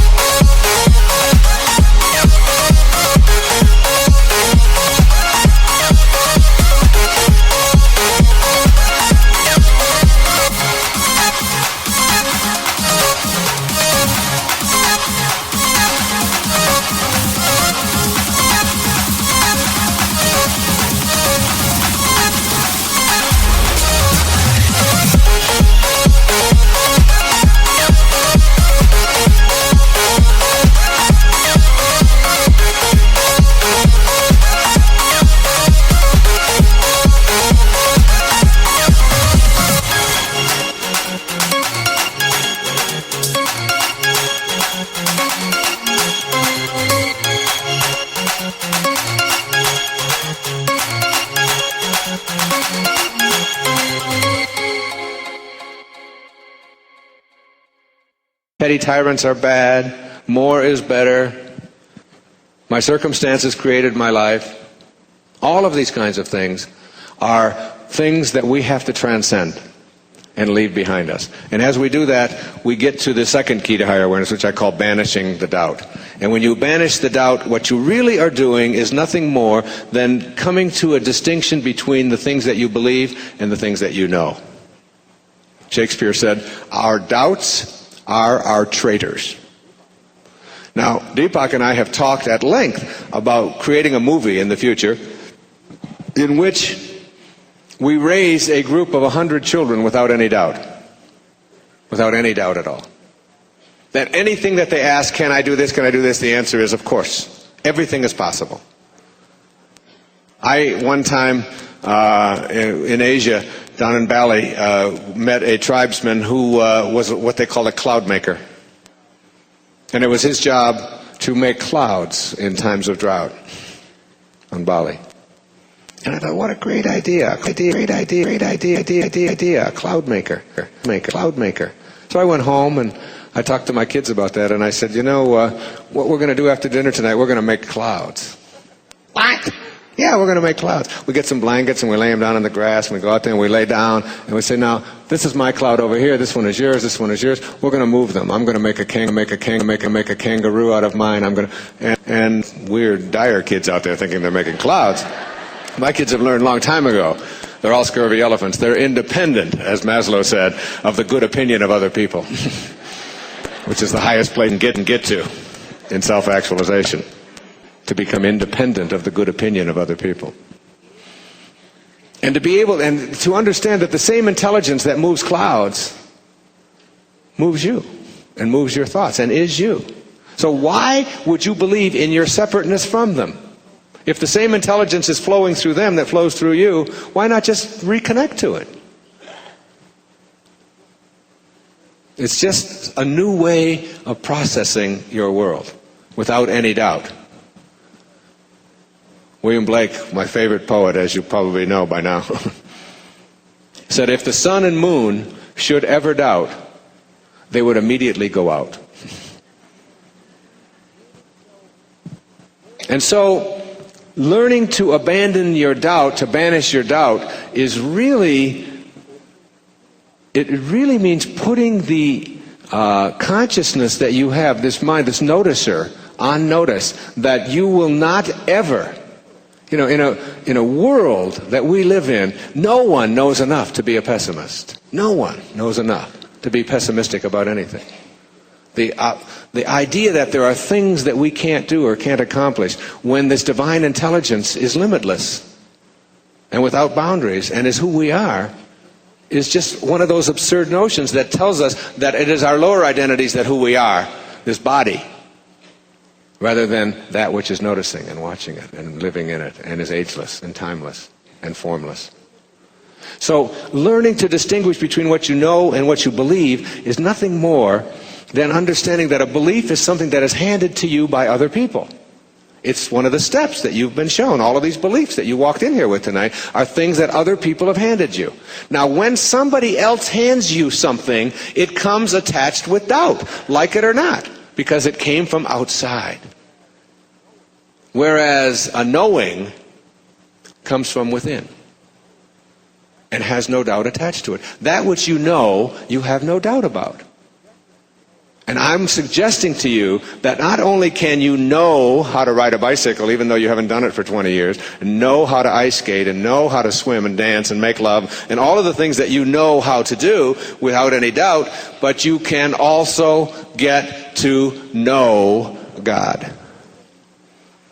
Not believe in God, not know about God. You can come to know this higher part of yourself. Have in you, as St. Paul said in the Philippians, the same mind as Christ Jesus, who being in the form of God, did not consider it robbery to be equal with God. Do not be afraid to be God. Now that's a statement taken out of context, which a lot of people have a lot of difficulty with. But you must be willing to know God. And the only way you can know something is to have it come from within. And when it comes from within, there's never any doubt attached to it.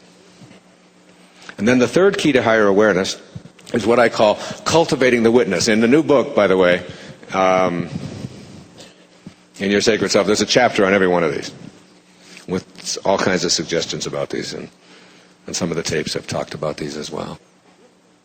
Cultivating the witness really means identifying yourself as the noticer rather than that which you are noticing. You detach yourself from here, you leave it, and you become the watcher. My spiritual teacher is a man named Nisargadatta Maharaj, who wrote who had a book written about him called I Am That, which was a collection of his dialogues. He passed on in 1984.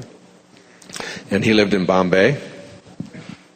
And Nisargadatta said that if you carry I Am That with you, the cities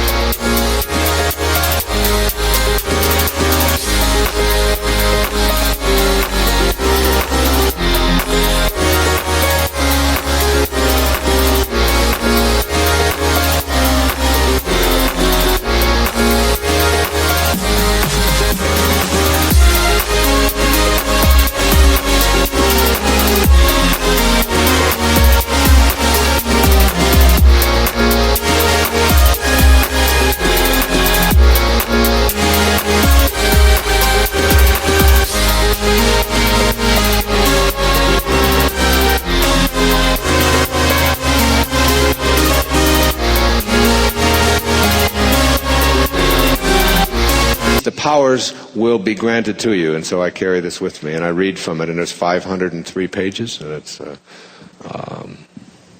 something that I read from almost every day. I've quoted it extensively in my new writing. And a woman came to Nisargadatta, who had given up all of his worldly possessions, who was a school teacher from England, who had cancer, and she was pleading with him to listen to her case. And she got very impatient with him and said to him, I have so many problems. And he said, you do not have any problems. And she said, how can you say that? He said, because your body has problems, but you don't have any problems. And she said, but I suffer. And as you heard me say earlier, he said, you do not suffer. Only the person you imagine yourself to be suffers. And then he gave what I consider the most powerful affirmation I've ever heard, which is I use every day. I have it written in my car and on the mirror where I shave in the morning. She said to him, you mean to tell me that you don't have any problems and you don't suffer? And he said to her, ma'am, he said, in my world, nothing ever goes wrong. Now there's an affirmation. In my world, nothing ever goes wrong. I don't live in the world of the body and the ego. I live in the world of the spirit. And I am the witness to all of the rest of this. And I'm not attached to the outcome. I had a patient coming to me when I was a therapist years ago in New York, out on the island, when I was teaching at the university. And her name is Noreen. And Noreen was a chronic depressive, and she came to me depressed and was told that this was a guy who wasn't going to sit around and be your friend, and you weren't going to purchase a friend. We're going to see about changing things, or we're not going to be in therapy together. And she said, I asked her, I said, how long have you been depressed? And she said, I've been depressed for years and years. I said, is there any ever time when you are not depressed? She said, I am always depressed. So I was looking for an entry point. I said, is there any organ in your body, perhaps? Any part of your body that isn't depressed? She said, every organ in my body is depressed. I said, well, let's look at your dreams. When you sleep at night, she said, I go to bed depressed, I take Prozac, I wake up depressed, I eat depressed. There is no part of me that is not depressed. She was really into her depression. And she was. I mean, she looked it and acted it, and she wasn't kidding, and it was serious. I don't make light of it. And I said to her, Noreen, I asked her the key question. I said, tell me, I said, have you been noticing your depression more lately? And she said, yes, I have. That's why I've come to you, because the other therapy hasn't worked, and I really thought maybe you could offer me some hope. So I said, so you have been noticing it more lately? She said, yes. I said, well, then tell me, is the noticer depressed? And she was stumped. And that's where we began, with the noticer, who cannot be depressed. The noticer just is the compassionate witness. That's where you have to go in your life. You want to rid yourself of pain? You want to rid yourself of struggle, of suffering? You begin to observe it and not attach yourself to it. You watch your body do what it has to do. I'm doing it right at Rent-A-Wayne Dyer. I am watching it all. And you can see it as you become the compassionate witness and you understand quantum mechanics. You begin to see that where you place your attention, the observer, that which you observe, and keep on observing, that's what you begin to manifest. And the physical world becomes a reflection of how you witness. The observer himself or herself literally affects the outcome. And you can truly learn to manifest and control your coincidences, like us meeting, like my former department head showing up, like all of you who've had these kinds of things happen to you in your life.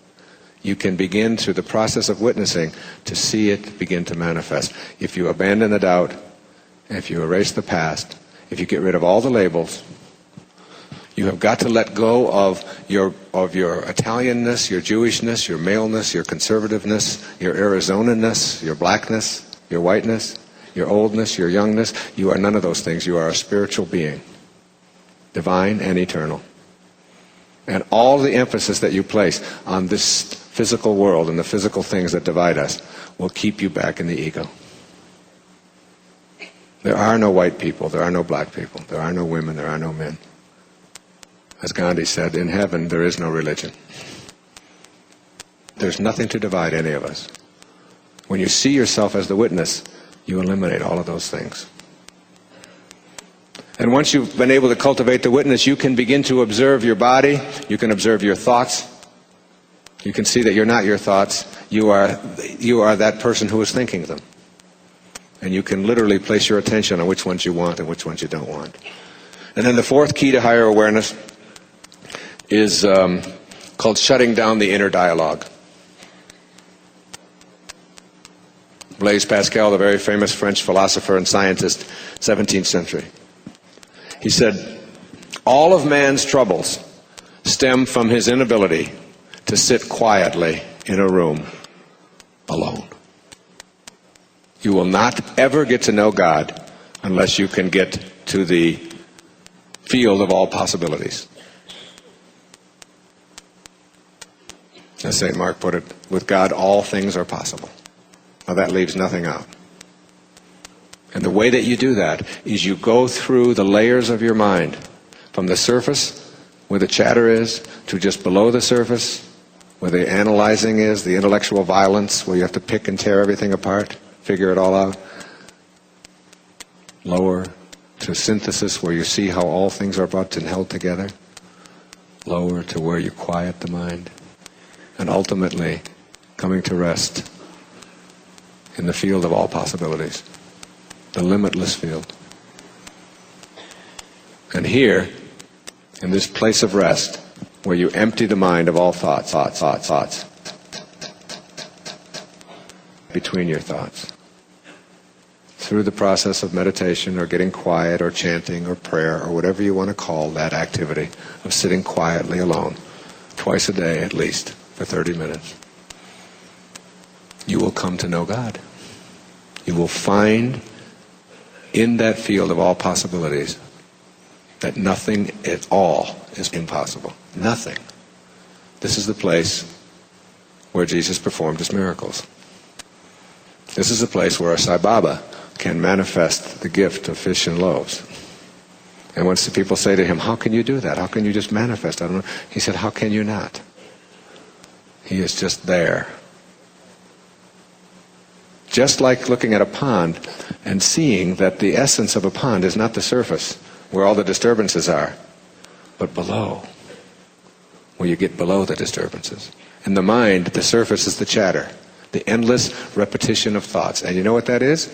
Just an endless repetition of the inventory of beliefs that have been handed to you by other people, and all of your opinions about them.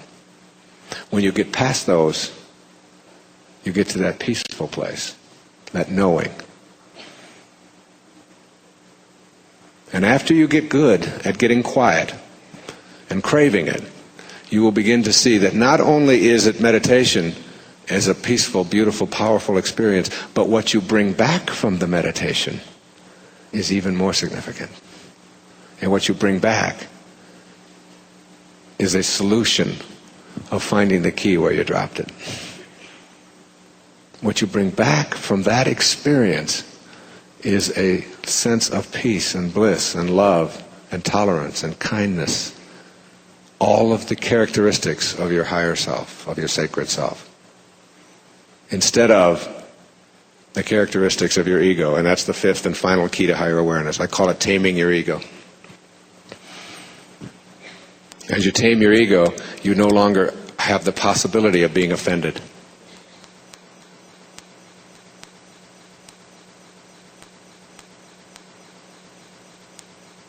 Absorbed. You have made the decision to be free. You are allowing, just like that blossom vanishes, you are allowing the lower self, the lower identity,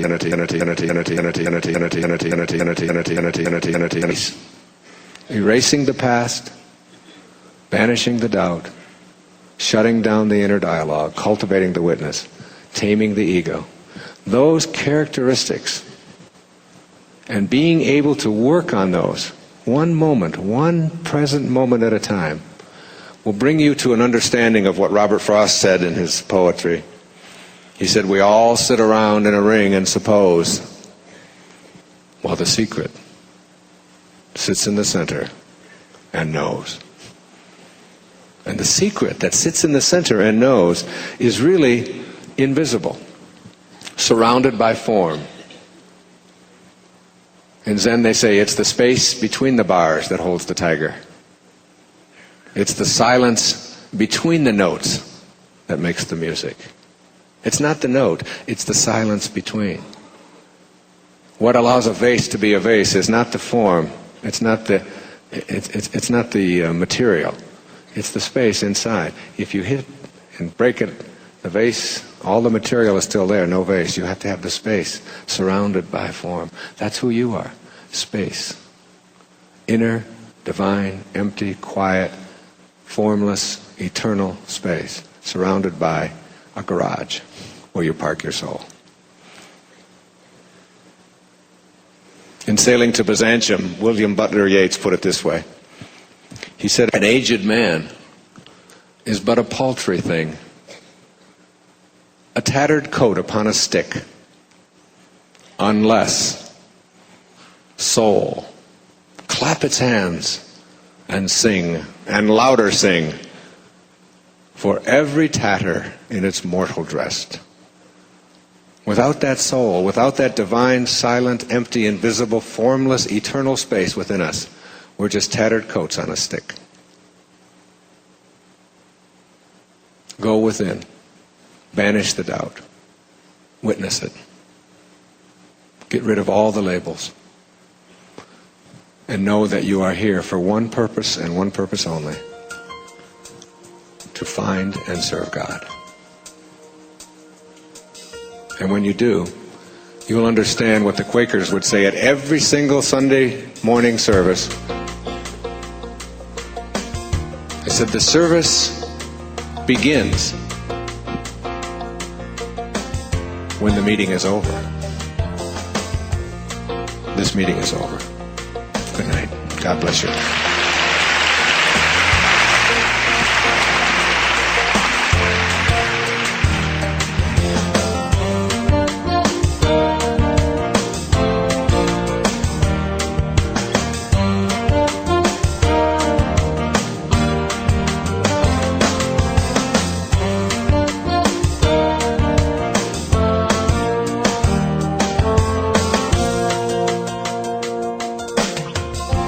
This has been a Hay House audio production. If you would like a free catalog of books and videos offered by Hay House, please call us at 1-800-654-5126 or visit www.hayhouse.com.